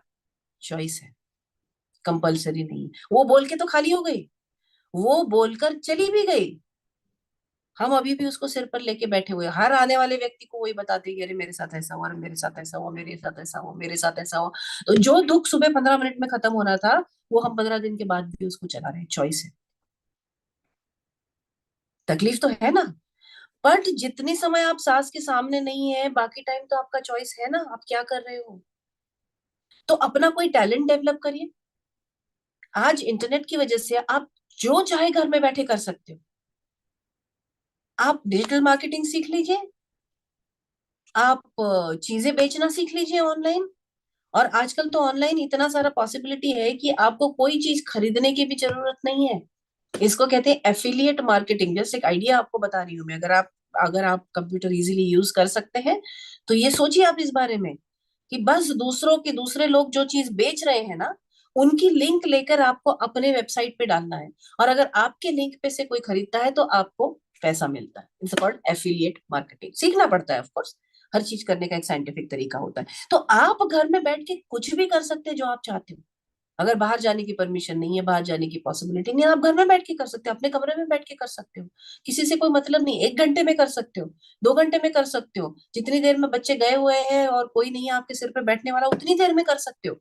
लेकिन सीखना पड़ेगा, सीखने के लिए मेहनत करनी पड़ेगी। फ्री फंड में कुछ नहीं होता, फ्री में इजीली कुछ नहीं होता है। और ऐसा नहीं है कि आज आपने वेबसाइट बना ली और एक लिंक डाल दी तो आपके धड़ाधड़ बिकना शुरू हो गया। उसको भी टाइम लगेगा, और उतना पेशेंस आपको रखना पड़ेगा। उसकी मार्केटिंग करनी पड़ेगी, वो लिंक आपको व्हाट्सएप पे, इंस्टाग्राम पे, फेसबुक पे इधर उधर बार बार शेयर करनी पड़ेगी। लोगों के मैसेज आते हैं तो उन मैसेजेस का जवाब देना पड़ता है। अगर आप बहुत रेगुलर नहीं है तो आपका क्लाइंट बनते बनते छूट जाता है। वो सब करने की तैयारी रखिए, अपने कमरे में 1 घंटा बैठ के। मैं वो कहानी बता रही थी आपको कि जब मुझे सब कुछ अपना करना पड़ता था, जब मैं मेडिकल प्रैक्टिस करती थी, तो मेरे इन लॉज बच्चों को देखते थे घर में मेरे। तो जब मैंने मेडिकल प्रैक्टिस छोड़ दी तो उनका कहना ये था कि भाई तुम ये सब फालतू काम करने के लिए बाहर जाते हो, तो हम थोड़ी तुम्हारे बच्चे देखेंगे। तो फिर मैं, तब मेरी बड़ी बेटी तो स्कूल जाने लगी थी, तो उसको स्कूल में ड्रॉप करके, और छोटी वाली को एक ऐसा बास्केट था मेरे पास में, बहुत छोटी थी वो, बॉटल से दूध पीती थी उतनी एज में, उसको बास्केट में डाल के कार में उसको लगा के ऑफिस में लेके जाती थी। वो बास्केट में बगल में रखती थी, उतनी देर में मेरा एक काउंसलिंग हो जाता था। थोड़ा सा हूँ हाँ करने लगी तो बॉटल पकड़ा देती थी, एक और काउंसलिंग हो जाता था, 2 घंटा काम कर लेती थी। छोड़ना नहीं पड़ा, लेकिन उसके लिए सारा मुझे करना पड़ता। अगर मैं बैठ के कंप्लेन ही करती रहती, कोई मेरे बच्चे को देखने को तैयार नहीं, मुझे कोई सपोर्ट ही नहीं करता, मेरे हस्बैंड ऐसी करते वैसी, तो मैं वहीं रह जाती। किसी का नुकसान था उसमें? किसी का नुकसान नहीं था, सबकी जिंदगी बढ़िया चल जाती, नुकसान होता मेरा। आज यहाँ पर बैठ के मैं सोच रही होती कि मैंने कुछ क्यों नहीं किया अपनी लाइफ के लिए, और शायद मैं फिर सबको दोष देते हुए और निगेटिविटी में ही जी रही हूँ। तो ये मैंने आपको एक एग्जांपल दिया, और मैं कोई महान नहीं हूं, मेरे जैसी कितने लेडीज है जो कर रही हैं। आइडियली नहीं होना चाहिए, आइडियल सर्कमस्टांसेस में हमको सपोर्ट मिलना चाहिए, हस्बैंड ने भी इसमें सपोर्ट करना चाहिए। आइडियली बहुत ज्यादा जरूरी है कि अगर हस्बैंड्स के लिए ये बहुत जरूरी है कि अगर आप किसी के दूसरों के घर की बेटी को अपने घर लेकर आए हो, तो उसको अपने घर में कंफर्ट महसूस हो, ये आपकी जिम्मेदारी है। आप वाइफ को लाकर घर में छोड़ नहीं दे सकते कि आप मेरी माँ से डील करो। कई जगह मैंने देखा हुआ है कि माँ डिफिकल्ट होती है तो लड़का खुद भी अपनी माँ से 3 दिन पर बात नहीं करता, ऑफिस से आके चुपके से कमरे में आ जाता है अंदर की कौन माँ की बात सुने। लेकिन उसकी एक्सपेक्टेशन रहती है कि मेरी बीवी ने चुपचाप 24 घंटे मेरी माँ का सेवा करनी चाहिए। तो ये नहीं, गलत है। हस्बैंड्स जो है उन्होंने अपनी वाइफ को पूरी तरह से सपोर्ट करना चाहिए। अगर वाइफ गलत है तो वो भी बोलना चाहिए। लेकिन अगर माँ गलत है तो माँ को भी बोलना चाहिए, वो उसका काम है, ये बहू का काम नहीं है झगड़ना वहां पर।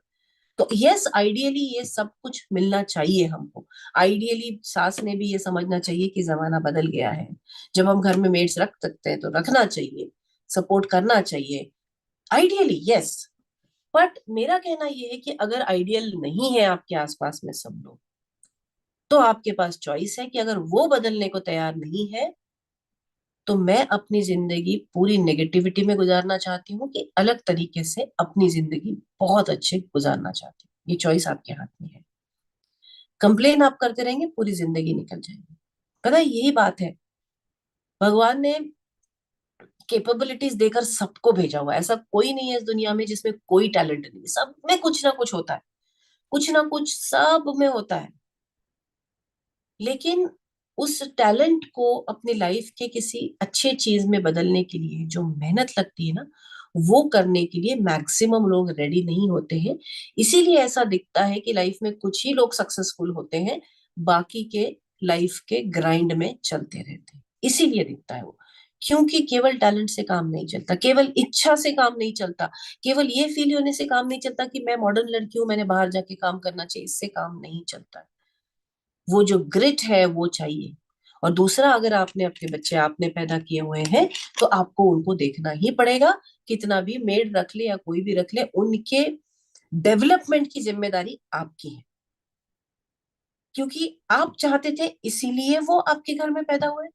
अगर आप नहीं चाहते तो वो किसी और माँ बाप के घर में पैदा होते, उनकी लाइफ चलती थी। तो मैं काम कर रही हूँ इसीलिए मैं बच्चे को नहीं देख सकती, नॉट एक्सक्यूज, नॉट गिवन।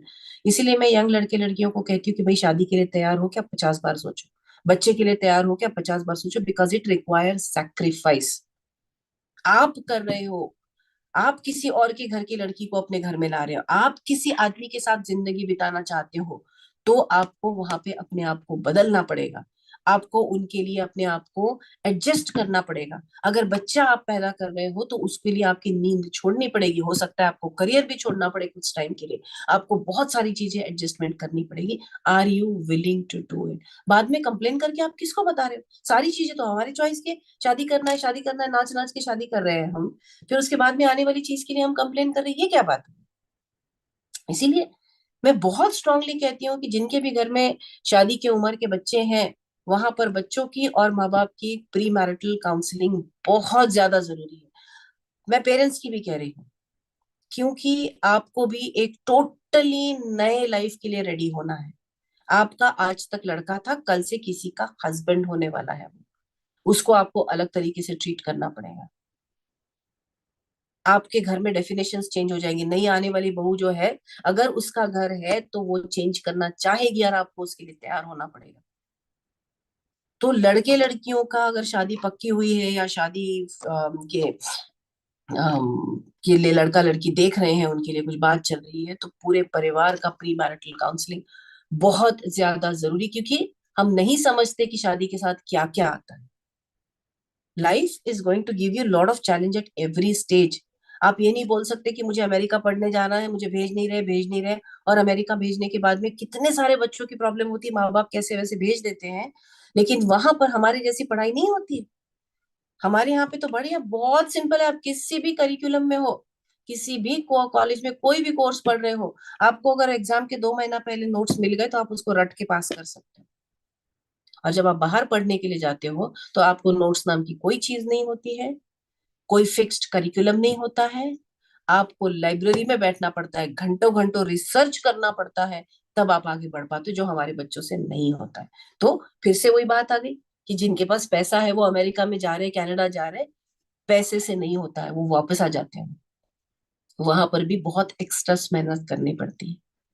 तो सबसे पहले तो अगर खुशी चाहिए लाइफ में ना, नंबर वन, सेल्फ एनालिसिस से स्टार्ट करें। मैं कौन हूं, मैं क्या चाहती हूँ या चाहता हूँ, मेरी कैपेबिलिटीज क्या है, मैं किन वजहों से दुखी हूं सचमुच। और जब इसका जवाब एक मिनट,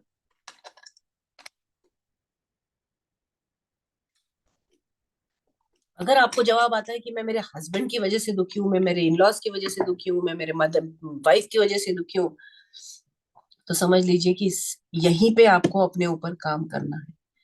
ये सवाल अपने आप को तब तक पूछिए कि मैं दुखी क्यों हूं, जब तक अंदर वाला जवाब ना मिले। मेरे एक्सपेक्टेशंस ज्यादा है, या कहीं कहीं कहीं ना वायलेंस है, कहीं कहीं डोमेस्टिक वायलेंस है, बहुत है, कहीं कहीं नहीं कहूंगी, अच्छा खासा है, और एजुकेटेड फैमिलीज में भी है। तो वहां पर भी आपको चॉइस है कि केवल कंप्लेन करने से आपकी जिंदगी बदलने वाली नहीं है। अनफॉर्चुनेटली मैंने देखा है कहीं कहीं वायलेंस भी होता है, और लड़की के माँ बाप भी कहते कि भैया अब हम तो कुछ नहीं कर सकते, तुम्हारी शादी है, तुम निभाओ। That's a very very very unfortunate situation. लेकिन चॉइस आपको करना है फिर भी, क्योंकि हर सिचुएशन में ना सोल्यूशन होता है। अगर आप ग्रेजुएट तक पढ़े हुए हो, मान के चलिए कोई आप नहीं, आपके आस पड़ोस वाले कोई आपको ऐसी केस पता है जहां घर में बहुत डोमेस्टिक वायलेंस है, लेकिन वो जो लड़की है या औरत है, उसने 10 साल पहले पढ़ाई की थी, अब उसमें कॉन्फिडेंस नहीं है, उसको जॉब कोई देगा नहीं, ऐसी सिचुएशन है, और हिम्मत नहीं है उसमें कि मैं कहाँ जाकर क्या काम करूंगी, मैं तो प्लेन ग्रेजुएट हूँ। तो और भाई फिर बच्चे को कौन देखेगा, सिचुएशन ऐसी है कि बच्चे को देखेगा कौन अगर मैं काम करूंगी तो, या बच्चे के लिए पैसे कहाँ से आएंगे, उसका एजुकेशन का क्या होगा अगर मैं इस घर से निकल जाती हूँ तो ऐसे सिचुएशन में ना एक दो लोगों को मैंने हेल्प की है, help in the sense guide किया है कि मतलब एग्जाम्पल दे रही हूँ आपको, जो हिल स्टेशंस में बोर्डिंग स्कूल्स होते हैं ना, वहां का सारा स्टाफ जो होता है वो रेसिडेंशियल होता है, मतलब वो भी वहीं रहते हैं सारा स्टाफ। तो हमने वार्डन का जॉब दिलवाया है इनको। अब वार्डन का काम होता है सिर्फ बच्चों को देखभाल करना। तो अगर आप ग्रेजुएट है, और वार्डन के लिए तो उनको ऐसे लोग चाहिए ही होते हैं, ऐसी लेडीज चाहिए होती है जो अकेली हो, जिनका घर परिवार नहीं है, जो बार बार आप जा रहे हैं उठ के। तो वार्डन का जॉब वहां पे अगर आपको मिल जाता है, तो आपका रहना फ्री, आपका खाना फ्री, आपके बच्चे का एजुकेशन फ्री उस इंस्टीट्यूट में, और जो पैसा आपको मिल रहा है वो आपका सेविंग होना शुरू होता है। फिर आप वो पैसा बचा के आप वहां काम कर रहे हो, आपकी लिविंग कंडीशन अच्छी होती है, आपका धीरे धीरे कॉन्फिडेंस बढ़ता है। फिर आप वहां चाहे तो वहां रह के कोई कोर्स कर सकते हो, और अपने आप को प्रिपेयर करके और अच्छी तरह से जॉब में, मतलब मैंने लोगों लड़कियों की पूरी जिंदगी बदलते देखी हुई है बस इस एक स्टेप से। और very good quality of life. तो हर चीज का सोल्यूशन है, लेकिन वो लेने की हिम्मत आपको निकालनी पड़ेगी, वो कोई और नहीं कर सकता है। कहीं ना कहीं से कोई ना कोई हेल्प करने वाला मिल जाएगा, लेकिन उतनी हिम्मत आपको दिखानी पड़ेगी, क्योंकि घर छोड़ के निकलना है, घर का मतलब अपने कंफर्ट जोन से बाहर निकलना है। कहीं आप जाके काम कर रहे हो तो दोपहर को सोना बंद, और आप किसी के पास में कंप्लेन नहीं कर सकते, आपको हमेशा पॉजिटिव रहना पड़ेगा, इतने सारे बच्चे आपको संभालने हैं। तो आप अपने चिड़चिड़ में नहीं रह सकते, आपको पूरी तरह से अपने आप को बदलना पड़ेगा, आपकी पर्सनालिटी चेंज करनी पड़ेगी। हर चीज का सोल्यूशन है, लेकिन आपको पहले, सबसे पहले ब्लेम गेम से निकलना होगा कि इसकी वजह से मेरी लाइफ खराब है, इसकी वजह से खराब है, इसकी वजह से खराब है, इसकी वजह से खराब है। कई बार मैं देखती हूँ कि लेडीज कहती है कि मुझे कुछ करना है, लेकिन बाहर जाने का परमिशन नहीं रहती है।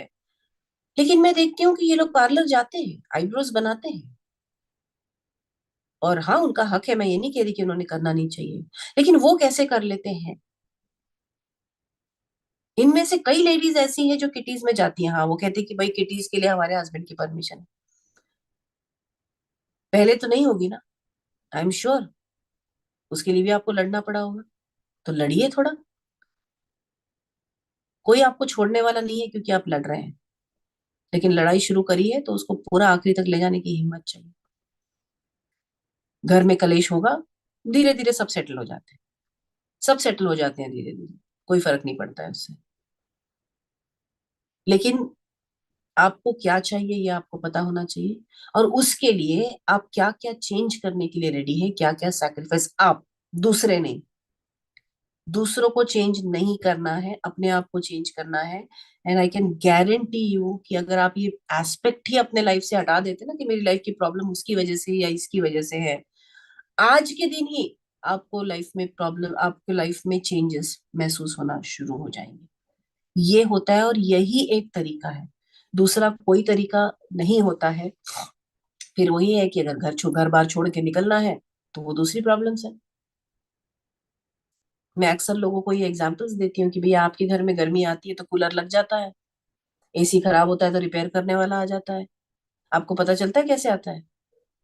आप बोल देते सुनिए खराब हो गया है एसी, वो फोन करे 10 बार करे, उनकी जिम्मेदारी मुझे क्या है? जो अकेले रहते हैं ना उनको ये भी खुद ही करना पड़ता है। उनको स्क्रू ड्राइवर लेके आधी रात में जब पाइप लीक होता है तो जाके काम करना पड़ता है। बहुत सारे लोगों को मैं जानती हूँ। तो आपको क्या चाहिए और किस तरह की मुसीबत आप लेने को तैयार है, क्योंकि इधर भी है उधर भी है मुसीबत। और जो करंट मुसीबत है ना वो हमेशा बेटर होती है, क्योंकि अब आपको आदत हो गई है उस चीज की। तो करंट मुसीबत कोई स्मार्टली कैसे डील करे, भैया बॉदर करना छोड़ दो, सामने वाले का मुंह है, जो बोलना है बोले, जो बोलना है बोले, कोई फर्क नहीं पड़ता है। उसको आपने सीरियसली लेना जरूरी नहीं है।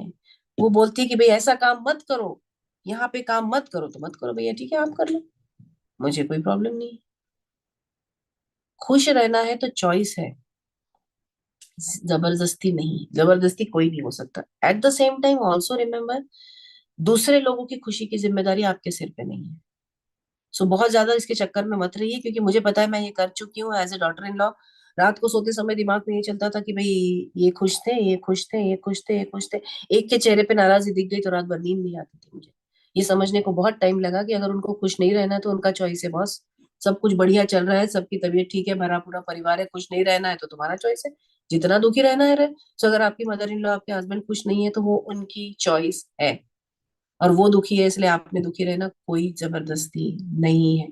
एंजॉय करो यार, लाइफ बहुत छोटी है। पता नहीं कल कौन निकल जाए सुबह उठ के। रोज के दिन सुबह उठ के ना, एक मिरर के सामने बैठ के, कमरे से बाहर निकलने के पहले एक बार मिरर के सामने खड़े होकर पूरा रिवीजन कर लो। अभी बाहर निकलूंगी, ये ऐसा बोलेंगे, ये ऐसा बोलेंगे, ये ऐसा बोलेंगे, ये ऐसा बोलेंगे। मैंने अपने तरीके निकाले हैं। मुझे पता है लाइफ में कोई कोई लोग बोल ही देते हैं, कुछ ना कुछ लोग लाइफ में ऐसे होते हैं जो कुछ ना कुछ तो बोलेंगे, पता होता है कि मिलने वाले हैं तो पक्का बोलेंगे। तो मैं ना तैयारी करके जाती हूँ, और जैसे उन्होंने बोलना शुरू किया कि सपना अरे ऐसा नहीं होता, तुमने ऐसा करना चाहिए था, ऐसा, तो मेरे मन में ना डायलॉग शुरू हो जाते हैं। अच्छा अभी ऐसा बोलेंगे, अभी ऐसा बोलेंगे, अरे ये तो नया डायलॉग है, ये मेरे मन में चल रहा है। अरे ये तो नया डायलॉग है, आज कुछ तो भी खास है बॉस, ये नया डायलॉग। अरे वो वाला तो बोला ही नहीं, वो तो इनका फेवरेट है। और जब मैं ये करती हूँ तो सामने वाले की बातें उनको ऐसा लगता है कि मैं शांति से सुन रही हूँ, मैं सुन भी रही हूँ, और मैं दिमाग में जाने नहीं दे रही हूँ। होने के बाद में मैं बोल देती अच्छा आंटी ठीक है, मैं आपकी बात सोचूंगी। वो भी खुश, मैं भी खुश। चॉइस है ना, खुश रहना चॉइस है। So wish you a lot of happiness, all of you. Thank you so much. Thank you, thank you, thank you सपना जी, बहुत बहुत प्यारा सेशन, एनलाइटनिंग सेशन। मैं इसमें एक और चीज जोड़ना चाहती हूँ कि कई लोग इसलिए भी खुश नहीं रहते हैं सपना जी, क्योंकि वो रियलिटी को नहीं एक्सेप्ट कर पाते हैं। जैसे हस्बैंड छोड़ के चला गया, धोखा दे दिया, या लवर ने धोखा दे दिया, तो बस वो क्लिंगिंग, वो जो दुखी होने का जो एक वजह है वो ढूंढ लेते हैं कि पति छोड़ के चला गया भाई, लवर छोड़ के चला गया, वो किसी में भी खुश नहीं रहेंगे, और उनकी नेगेटिविटी फिर पूरे जगह फैलती है। जी। जी। मेडिटेशन में मन नहीं लगता मैडम, अब मैं क्या बोलूं, आप बताइए। अब उनका साइकोलॉजिकल पेन तो वही हील कर सकते हैं, हम्म। तो वो और किस तरीके से खुश रखे। मैं भी उनको यही कहती हूँ कि कुछ क्रिएटिव करो, कुछ क्रिएटिव करोगे ना तो अपने आप खुश रहोगे। और जाओ बाहर, पॉजिटिव लोगों के साथ रहो। घर में बैठे रहोगे और सोचते रहोगे कि मेरा पति छोड़ के चला गया या ये हुआ मेरे साथ। देखिए ये भी चॉइस ही है, मैं वही कह रही हूँ ना कि दुख तो है ना। हाँ, ऐसा रियलिटी। ऐसा कोई ना कोई तो दुख है। जिस समय बहुत दुख हो रहा है, मैं तो हमेशा कहती हूँ बहुत तकलीफ हो रही है ना, कमरा बंद करो, रो लो जोर जोर से, निकल जाओ। चॉइस है ना ये भी। रो लेना चाहिए, रोना बहुत बढ़िया चीज है, लेकिन पूरा रो लो, फिर बाहर निकलो, फिर 2 दिन बाद बुरा लगेगा, फिर रो लो। रोने से किसी ने मना नहीं किया है, लेकिन लाइफ तो चलती रहनी चाहिए। बिल्कुल बिल्कुल, बहुत बहुत बढ़िया। चलिए किसी के सवाल है तो पूछ लीजिए। हाँ सुरभि जी।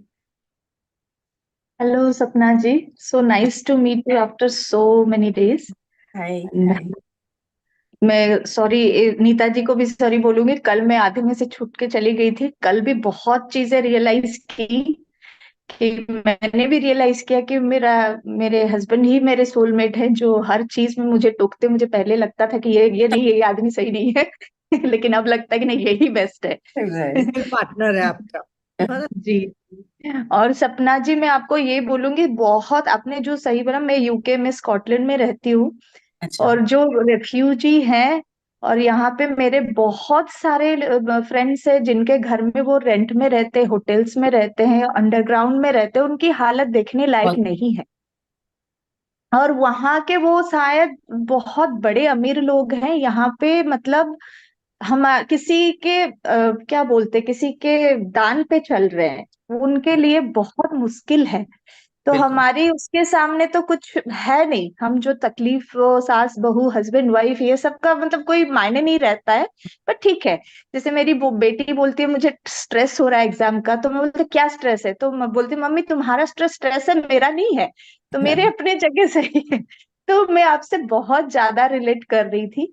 और मेरी बड़ी बेटी जो है अभी वो मेडिसिन कर रही है, तो मैं उसको लास्ट वीक खाना लेके जाती हूँ। तो मैं रहती हूँ एडिनबरा में, वो ग्लासगो में रहती है, और ये 60 माइल्स है वो यहाँ से। हम्म। तो मैं उठ के सुबह लास्ट वीक खाना वाना बना के 5-6 तरीके के पैक करके लेके गई, और उसने दरवाजा खोला, खाना रख दिया, ओके मुझे बहुत पढ़ाई करने, और चली गई।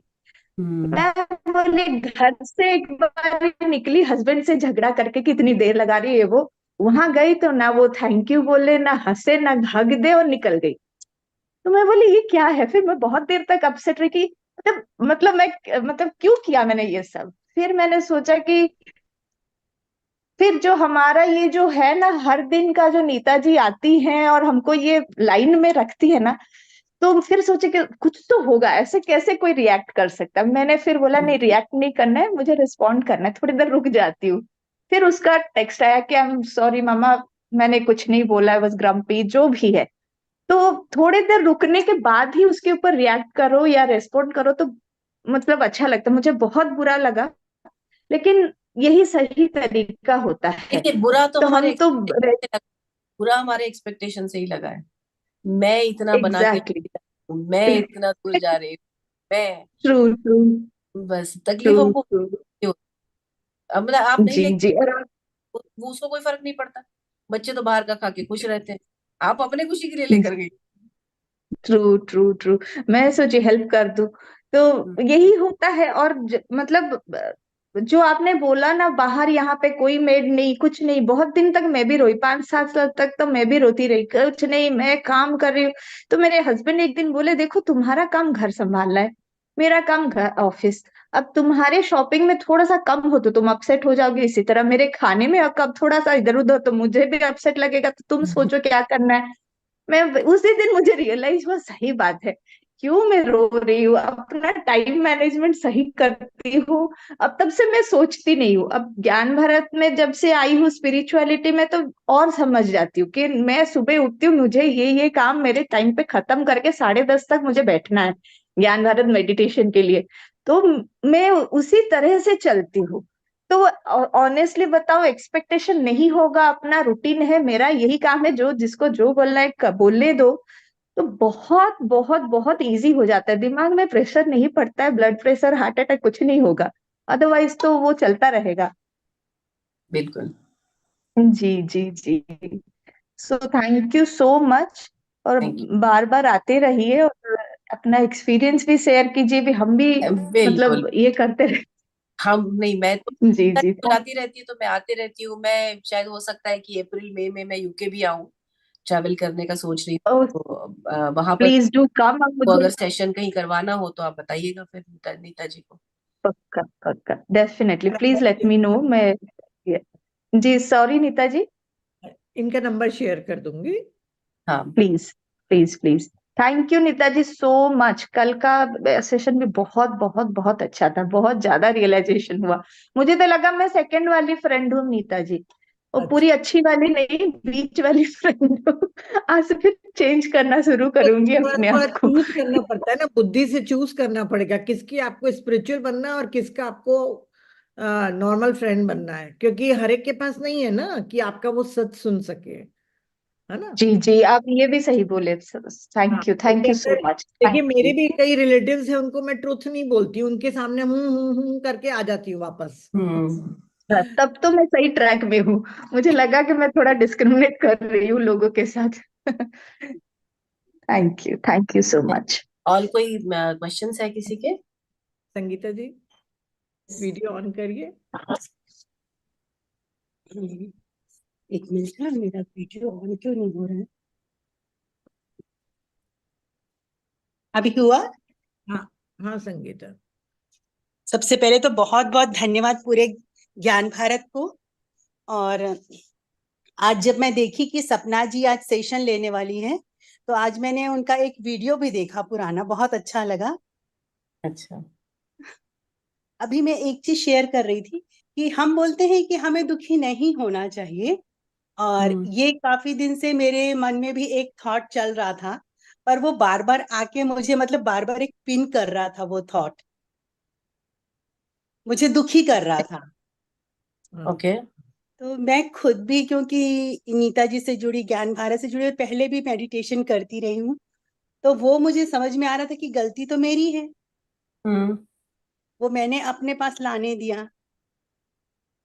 लेकिन आज ये रियलाइज हो रहा है कि वो जो थॉट है मेरे बेटरमेंट के लिए था, मुझे कोई वो लेसन सिखाना चाहता था कि भाई संगीता तुम ये काम करो, तुमको इस पे काम करना है। बराबर, एग्जैक्टली। तो वो बहुत ही अच्छा हुआ। और सपना जी, आपसे एक चीज बोलना चाहूंगी कि जो आपके अनुभव हैं और जी जो आपका जो आपने जो पढ़ाई करके जो हासिल किया, उसको आप बहुत ही अच्छे तरीके से लोगों के सामने लेके आ रही, मतलब लोगों को एक कहना चाहिए कि इंस्पिरेशन। हाँ, स्पिरिचुअल भी और प्रैक्टिकल भी, दोनों तरीके से बहुत अच्छा कम्युनिकेट हम कर पा रहे हैं आपसे। Thank you so much. Okay. क्योंकि आज मैं भी सप्ता जी 2 मिनट के लिए हतप्रत हो गई जब आप इतना स्पिरिचुअल पॉइंट ऑफ व्यू से जब आप बताने लग गई ना, तो मुझे नहीं मालूम था कि आपको इतना कुछ स्पिरिचुअल विजडम है। मतलब मुझे लगा कि आप काउंसलर हैं, तो मैं मोस्टली लोगों को देखती हूँ कि उन लोग कम पार्ट, मतलब सोल के बारे में ज्यादा नहीं बोलते हैं। जो आप कह रहे थे ना, सोल एज और सोल लर्निंग के लिए आती है, और दुख ही हमको सबसे ज्यादा सिखाता है, सुख में जी। हम कभी नहीं सीख पाते हैं। तो मैं 2 मिनट तक के सोच रही थी कि सपना जी का तो अच्छा कॉम्बिनेशन है। मतलब इतना अच्छा ह्यूमन साइकोलॉजी भी आप जान रही हैं और स्पिरिचुअलिटी को भी जान रही हैं, तो बहुत डायनामिक है आपका कॉम्बिनेशन। एक्चुअली देखिए, आप सब चीजें मिली हुई है। एक बहुत इंपॉर्टेंट चीज है कि 90% इंसानों की प्रॉब्लम्स का सोल्यूशन लॉजिक में नहीं है। वो लॉजिक के बियॉन्ड ही जाना पड़ता है, और वहां स्पिरिचुअलिटी स्टार्ट होती है। बिल्कुल। तो ये समझ में आ गया अगर, तो लाइफ आसान हो जाती है कंपैरेटिवली। मेरा काफी पिछले 10 एक साल से स्टडी चल रहा है इस चीज पे, और कोशिश करती हूँ मैं कि गाइड कर पाऊँ इससे रिलेटेड। बहुत सुंदर, बहुत अच्छा, बहुत अच्छा। तो और किसी को कोई कोई क्वेश्चन पूछना है?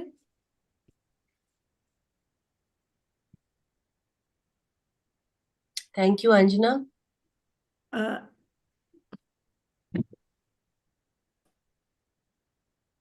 गुड इवनिंग सपना जी।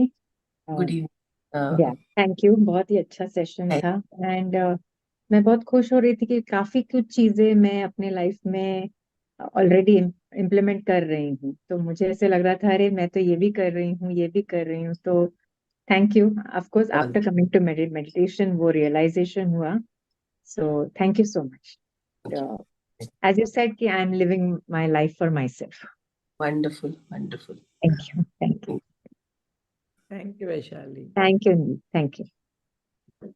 और वाकई सपना जी, हमको अपने खुश रहने के लिए खुद ही मेहनत करनी पड़ेगी। सामने वाला दुखी होता है तो हमारी क्या परवरिश ही इस तरीके से हुई है ना कि सबको खुश करके रखो। खुश रखो सबको, वो सबसे बड़ी प्रॉब्लम है हमारे यहाँ पे। मतलब क्या है ना, कि ये कल्चर के नाम पे हमने कुछ जो बेसिक चीजें डाली हुई है दूसरों के बारे में ज्यादा सोचो, अपने बारे में सोचना नहीं है।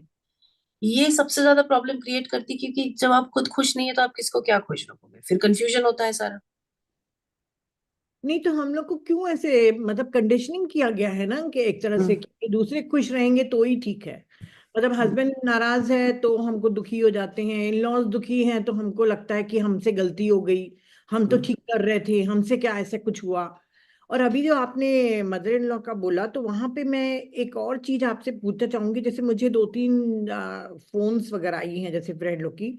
अभी हम्म उसकी डॉटर इन लॉ, जैसे बहू है उनकी, हम्म वो बहुत तेज स्वभाव की हैं। तो वो एक्सपेक्ट वही कर रही हैं उस जमाने की, जैसे वो खुद थी। हम्म तो शायद वो बहुत ज्यादा बढ़ा चढ़ा के बताइए, देखिए मुझे तो उनके घर का वो नहीं मालूम ना कि क्या हम्म चल, पर हम्म नहीं, बहुत डिफिकल्ट हो रहा है नीता एडजस्ट करने में, तुमको नहीं मालूम है। बच्चा भी नहीं सुन रहा है, हमारा हस्बैंड भी नहीं सुन रहा है, फिर क्या मेडिटेशन में भी मन नहीं लगता है, कैसे करें, मतलब अब मैं क्या बोलूं उनको, अभी बताइए। क्या है, देखिए इनका ये सब में से ध्यान हटाने का टाइम आ गया है, लेकिन उनसे छूट नहीं रहा है। वो जो एक डर होता है ना इंसान को कि मेरा कंट्रोल नहीं जाना चाहिए, यस यस। उससे बहुत तकलीफ होती है। क्योंकि ये तो संसार का नियम है, अभी बदलते जाना है। एक एक स्टेज के बाद दूसरी स्टेज आएगी, दूसरी के बाद तीसरी स्टेज, ये तो संसार का नियम है। आप कितना पकड़ के रखोगे इसको? जितना जाने नहीं दोगे उतना बहुत ज्यादा तकलीफ होगी। और फिर क्या होता है, मनमुटाव हो जाता है, क्योंकि जो यंग जनरेशन है वो तो कितनी सारी चीजें अपने हिसाब से जीना चाहती है। मतलब अगर कोई नई बहू आई है तो वो चाहेगी ना मैं घर को सुंदर सजाऊं। अगर आपको लग रहा है कि मेरा घर बहुत बढ़िया है, एक चीज नहीं हटनी चाहिए इसमें से जो नॉर्मली मैं सुनती हूँ, हमारे घर में कुछ नहीं बदलना, लेकिन दूसरा घर, आप दूसरे घर में रहने भी नहीं जाओगे, आप यहीं रहोगे, लेकिन आप ऐसे रहोगे कि आप हमारे घर में रह के हम पर एहसान कर रहे हो। तो ये कैसे चलेगा? वो नई बहू है, नई नई लड़की है, उसको नहीं मन होगा कि मैं यहाँ के पर्दे का कलर चेंज करूं, मैं यहाँ पे ये चेंज करूं, मैं यहाँ पर ये करूं, मैं इस तरह से सेट करूं किचन? नहीं मन होगा उसका। वो कब करेगी? आप चाहते कि आपके साथ ही रहे और ऊपर से अपने मर्जी का जिए भी ना, तो कितने दिन आपके साथ खुश रहने वाली है? यार मुझे तो लगता है सबसे जरूरी ये है कि शादी होते ही पहले लड़का लड़की को अलग करो। Most important. दुनियादारी सीखे, फिर साथ में रहो। उनको भी आपकी कीमत पता चलती है, आपको उनकी कीमत पता चलती है, फिर आप साथ में रह सकते हो। लेकिन पहले दिन से जब आप ऐसे करते हो ना, तब मनमुटाव बहुत बढ़ जाता है, और फिर वो जिंदगी भर जाता नहीं है। नई शादी, अभी नए नए बच्चे हैं, उनको 10 बजे तक सोना पसंद है। कितनी नॉर्मल चीज है ये। अब आप 60 साल की उम्र में आपको नींद नहीं आती, आप चाहते कि वो भी 4 बजे से उठकर बैठे, क्या मतलब है? तो ये सब चीजें जो अगर हमको नहीं समझ में आएगी, हम ये, और सबसे मेन तो चीज हम ये भूल रहे हैं कि हम अपनी ही लाइफ खराब कर रहे हैं इसमें। बोलने के लिए बुरा लगता है कि बेटा बहू को अलग करो, लेकिन it's the most practical thing to do, क्योंकि प्यार बना रहता है दूर से। बिल्कुल और बिल्कुल। प्यार बना रहना जरूरी है ना। कल की आपकी तबीयत खराब होगी, आपको जरूरत तो पड़ने वाली है। उनके बच्चे होंगे, उनको भी जरूरत पड़ने वाली है। लेकिन आपने रिश्ता ही खराब कर लिया तो क्या फायदा फिर? और सपना जी, एक लास्ट क्वेश्चन, टाइम बहुत, जी। मैं एक आखिरी क्वेश्चन पूछूंगी, क्योंकि मेरे से ये बहुत बार पूछा जाता है कि कब तक के हम सहें, हम कब अपनी वॉइस को रेस करें या नहीं करें, क्योंकि ये कर्मा का नियम है। तो बाउंड्रीज तो वही जान सकेंगे कि वो उनको कितने हद तक के फिजिकली अब्यूज किया जा रहा है, यानी कि फिजिकली टॉर्चर किया जा रहा है कि ये काम करो, गाय भी संभालो, मतलब कुछ एक, मैं क्या एग्जांपल दे रही हूँ, घर का भी काम करना है, बाई नहीं रख रहे हैं, गाय भी संभालना है, ये भी करना है, या कितना उनको इमोशनली टॉर्चर कर रहे हैं। जैसे एक दो और मैंने आपको फोन में भी जिक्र किया था। तो उनको मैं कहाँ तक के बोलूं, कब वो अपनी वॉइस रेस करें, या बैठा के उनको एक बार बात नहीं करनी चाहिए अपने इन लॉज के साथ, अपने हस्बैंड के साथ। देख, क्या है कि सिचुएशन हर जगह ऐसी नहीं होती कि बात कर सके। हम्म। कई घरों में ऐसा एनवायरनमेंट ही होता है कि डर वाला एनवायरनमेंट क्रिएट करके रख सके कि आप बड़ों से बात ही नहीं कर सकते। तो मैं समझती हूँ ऐसा भी होता है। लेकिन मुझे लगता है कि आपकी लिमिट जो होगी वो लिमिट है, सबकी लिमिट अलग होती है। हाँ। आपको अपनी लिमिट खुद ढूंढनी पड़ेगी कि इतना, अब इससे ज्यादा मैं नहीं कर सकती। राइट। बट मुझे उसमें ये भी लगता है कि अगर आप बाहर वर्किंग नहीं है, ठीक है, तो ये घर परिवार गाय सब तो आपकी है ना। तो मुझे इतना करना पड़ता है वाला फीलिंग क्यों? करना पड़ता है से तकलीफ होती है, करना पड़ता है से तकलीफ होती है। आपका घर है ना, आपका परिवार है, क्यों करना पड़ता है? ये मेरी सोच है। हाँ, जैसे मैंने कहा, आइडियली घर के सबने हेल्प करनी चाहिए, आइडियली यस, बट वो नहीं होता है सब जगह। बट सबसे पहले तो हमारी तकलीफ वही शुरू होती है कि मुझे करना पड़ता है, करना पड़ता है, नहीं होता है कुछ। शादी करी थी ना आपने, हो सकता है कि कुछ लोगों को शादी के टाइम पे चॉइस ना हो, हम्म। चॉइस ना, उनके चॉइस से शादी ना हुई, राइट। लेकिन देखिए, मुझे क्या लगता है कि कहीं ना कहीं हमको छोटे छोटे ऑप्शंस इधर उधर होते हैं जो हमने मिस कर दिए। पढ़ाई करी थी, पढ़ाई करते समय आप कितने सिंसियर थे। भैया आप बहुत पढ़ाई करते, मेरिट आते तो आप कहीं कुछ बन जाते, घर वाले भी आपको पढ़ने देते।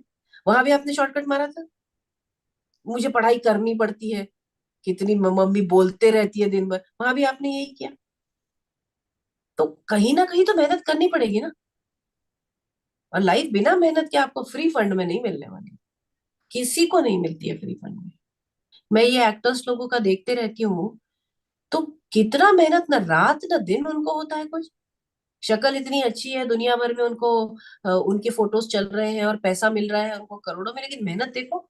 और रोज 4-4 घंटा इनको जिम में बिताना पड़ता है, तब कहाँ उनको करोड़ों रुपया मिलता है।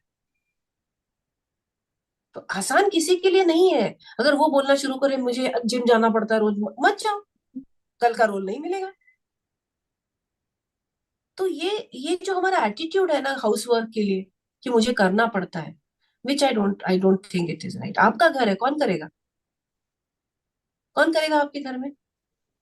इसीलिए मैं अक्सर कहती हूँ कि प्री मैरिटल काउंसलिंग में तो मैं सबसे पहला सवाल पूछती हूँ ये लड़का लड़की को, कि क्या आपने आपस में डिस्कस किया है कि कमरे का टॉयलेट कौन साफ करने वाला है। क्योंकि शादी के चौथे दिन के बाद में उसमें से स्मेल आने लगेगी। और आजकल दोनों लड़की भी बोलती है कि मैंने तो मेरे घर में किया नहीं, मैं क्या तुम्हारे घर में टॉयलेट साफ करूं। अचानक वो तुम्हारा घर हो जाता है। और टॉयलेट साफ कोई नहीं करता, घर की नौकरानी भी टॉयलेट नहीं साफ करती, वो हमको खुद ही करना पड़ता है। कितना बेसिक सवाल है, आप बताइए। अब ये अगर माँ बाप बच्चों को नहीं रेडी करेंगे इस चीज के लिए, तो कहाँ से इनकी शादी टिकने वाली है। जमीन पे गिर गया खाना तो आपको पोंछना पड़ेगा, जादू नहीं है कि चला जाएगा वो। तो इसीलिए मैं कहती हूँ कि प्री मैरिटल काउंसलिंग के लिए माँ बाप का काउंसलिंग करना बहुत ज्यादा जरूरी है। अभी फिलहाल कपल्स ही कर लें तो बहुत बड़ी बात है, अभी आप जो बोल रही हैं उसके लिए कम से हाँ, कम। कपल्स भी नहीं करते, मतलब जब हमको उस समय जब हमको सब अच्छा अच्छा लगता रहता है, तो हमको ये ध्यान में नहीं आता है कि जो लाइफ में लगने वाली 90% चीजों के ऊपर हमने डिस्कशन किया ही नहीं। 90% जो एक्चुअल लाइफ होती है उसके बारे में आपने कोई बात नहीं करी, क्योंकि आपको ओरिएंटेशन ही नहीं है उस चीज का। इवन सेक्सुअल कंपैटिबिलिटी की अगर हम बात करें, आज हम दूसरी दुनिया में रहते हैं। आज पहले के जमाने में ऐसा था कि sex was a man's domain. आदमी ने कम किया ज्यादा किया, वो औरत को मान लेना पड़ता था कि ऐसे ही होता है। आज जब औरत भी खुद का बात कर रही है कि my sexual needs are also important, तो क्या इस बारे में बात करना जरूरी नहीं है कि तुम्हारे क्या एक्सपेक्टेशन है, मेरे क्या एक्सपेक्टेशन है। नहीं करेंगे तो कैसा समझेगा। इसी बात पे कितने डिवोर्स हो रहे हैं आज।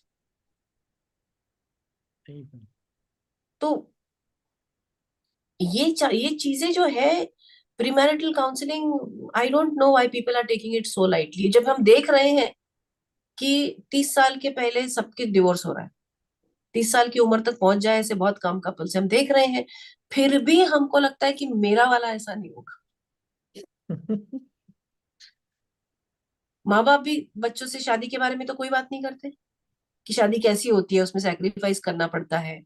माँ ने बेटे को समझाना चाहिए कि बेटा बहू को ऐसे रख, तेरे पिताजी ने मेरे को ऐसा ऐसा रखा नहीं तो मुझे बहुत तकलीफ हुई है, बेटा तू अपनी बहू को अच्छा रखना। ये माँ ने बेटे को बताना चाहिए। तो माँ अगर बेटा और बहू अच्छा टाइम स्पेंड करे तो माँ को तकलीफ होती है आज भी। और फादर ने बेटी को समझाना चाहिए कि बेटी, जो घर का आदमी होता है ना, उसको सेटिस्फेक्शन की बहुत जरूरत होती है कि मैं अपने परिवार के लिए अच्छा कर रहा हूं, तो उसको वो फीलिंग देते रहो। उसको उसको ये बोलते रहो बीच बीच में कि तुम हमारे लिए बहुत अच्छा कर रहे हो। उसके लिए जरूरी होता है। ये फादर ने बेटी को बताना चाहिए, क्योंकि जिंदगी भर फादर ने इस बात पे सफर किया है कि मैं इतनी मेहनत करता हूँ, कोई किसी को कदर नहीं है उसकी। लेकिन ना फादर बोलते हैं ना मदर बोलती है, कोई कुछ नहीं बोलता। बस 50,000 का लहंगा में बात खत्म हो जाती है, उसके बाद में कोई डिस्कशन नहीं होता, फिर डिवोर्स कर लेते हैं। किसी का सवाल था एक कोई चैट में।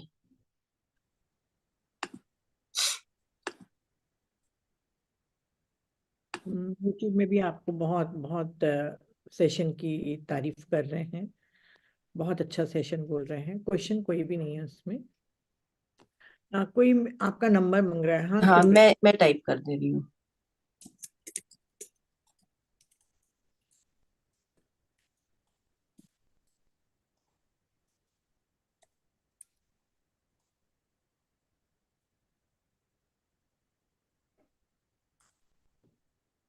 बच्चे शादी के लिए तैयार ही नहीं होते, उसका क्या करे? अगर आपका बच्चा तैयार नहीं है तो छोड़ दीजिए, क्योंकि आज शादी निभाना बहुत मुश्किल है।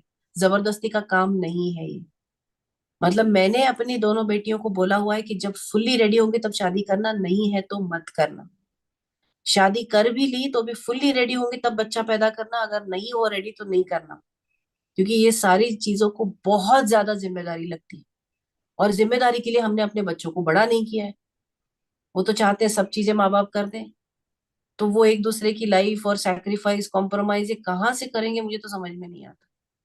हर बच्चे को हमने इंडिपेंडेंटली सारी चीजें ला कर दी है, उसको कभी एक चॉकलेट शेयर नहीं करनी पड़ी, उसको चॉकलेट तो छोड़ दीजिए, उसको अपना कमरा नहीं शेयर करना पड़ा। तो हमने तो उनको तैयार नहीं किया हुआ है साथ में रहने के लिए। हमने लड़कियों को काम करने के लिए तैयार नहीं किया हुआ है। हमने लड़कों को लड़कियों के साथ में हाथ बटाने के लिए तैयार नहीं किया हुआ है। आजकल के लड़के लड़कियां तो टिकने वाली नहीं है, अगर आपका लड़का उसके साथ में काम ना करे तो हमने ना लड़के को तैयार किया ना लड़की को तैयार किया। हम क्यों शादी करवा रहे हैं उनकी, समझ में नहीं आ रहा है। और अगर कोई शादी के लिए रेडी हो जाता है तो पहले तो उनकी काउंसलिंग करवाए। पकड़ के ले आए कोई कि भैया मुझे इससे शादी करनी है, मुझे उससे शादी करनी है, तो बोलना पहले काउंसलिंग कराओ, फिर अगर तुमको लगता है तुम कर सकते हो शादी कमिटमेंट तो करो। बिल्कुल। तो सपना जी, मैं अपने सन को आपका नंबर दे दूंगी, बिल्कुल। बिल्कुल बिल्कुल। Thank you thank you thank you, बहुत अच्छा रहा सेशन, और वाकई आपके सेशन बहुत अच्छे लगते हैं। मैं बहुत डर डर के आपको मैसेज करती हूँ, क्योंकि मुझे मालूम है कि आप बहुत बिजी रहती हैं। नहीं नहीं, आपके लिए कभी भी आप बोलिए कभी भी, और मेरा ये काम ही है, मैं कोशिश करती हूँ कि जितना ज्यादा लोगों तक पहुंच पाऊं। जी। तो जितना देखिए, अगर अगर ये मुझे लगता है कि अगर मुझे भगवान ने ये टैलेंट दिया है, ये दिया है, तो उसका मैक्सिमम इसीलिए दिया है कि लोगों तक पहुंचना चाहिए। मैं हमेशा लोगों से कहती हूँ कि आजकल क्या है, आकाशवाणी नहीं होती ऊपर से, इसलिए हमारे जैसे लोगों को भगवान ने दिया हुआ है, हमारे थ्रू वो नॉलेज को भेजते हैं, हमारा अपना कुछ नहीं है। तो अगर दिया है तो जितने ज्यादा लोगों तक पहुंचे तो अच्छा ही है। बहुत बहुत बिल्कुल। और मेरे को लगता है कि जब स्पिरिचुअलिटी और ह्यूमन साइकोलॉजी जब हम समझते हैं ना, तब ये लाइफ को, इस करंट लाइफ को जीना बहुत मुश्किल होता है। मेरा बहुत इंटरेस्ट रहता है आप जैसे काउंसलर्स लोग को बुला के समझना, क्योंकि देखिए स्पिरिचुअलिटी के लिए हम कितना भी कर्मा बोल दें, पर डील तो सामने अपने स्पाउस, अपनी फैमिली मेंबर्स के साथ करना रहता है। पूरे समय तो आप कर्मा लेके नहीं बैठ सकते हो। तो उनकी भी साइकोलॉजी और अपनी भी साइकोलॉजी जानना। इसीलिए मैं इस चीज पे आजकल काम कर रही हूँ कि कर्मा बोलने से ना इंसान 4 कदम पीछे हट जाता है, मेरा क्या है। हाँ। बट इसीलिए ये जो न्यू एज साइकोलॉजी स्पिरिचुअलिटी का थियोरी है ना, कि सोल, दो लाइफ के बीच में सोल क्या करता है, कैसे अपना खुद लाइफ लिखवा के आता है, that makes you take responsibility for your life. Yes yes. तो ये न्यू एज स्पिरिचुअलिटी है, मैं पूरे वर्ल्ड से स्टडी करते रहती हूँ। तो आई थिंक दिस मैं भी इनके ही सेशन सबसे ज्यादा लेती हूँ, क्योंकि थियोसॉफी में सबसे ज्यादा स्टडी कर रही हूँ। जी जी और इसी पे ही उन्होंने सबसे, अदर वर्ल्ड्स पे ही सबसे ज्यादा उन्होंने काम किया है। जी तो चलिए, बहुत बहुत अच्छा लगा। और फ्रेंड्स, जी। आप जिनको भी नंबर चाहिए होगा वो मुझे पर्सनल व्हाट्सअप कर सकते हैं, क्योंकि मैं यूट्यूब में उनका नंबर नहीं लिख सकती। तो आप मुझसे ले सकते हैं इनका नंबर। ये काउंसलिंग करती हैं, कोई भी आपको प्रॉब्लम है तो आप। नीता जी एक बात, ये वाला जो नंबर अभी मैंने शेयर किया हुआ है, अच्छा जिस पे आपने भी मुझे मैसेज किया है, ये 844 से स्टार्ट होता है।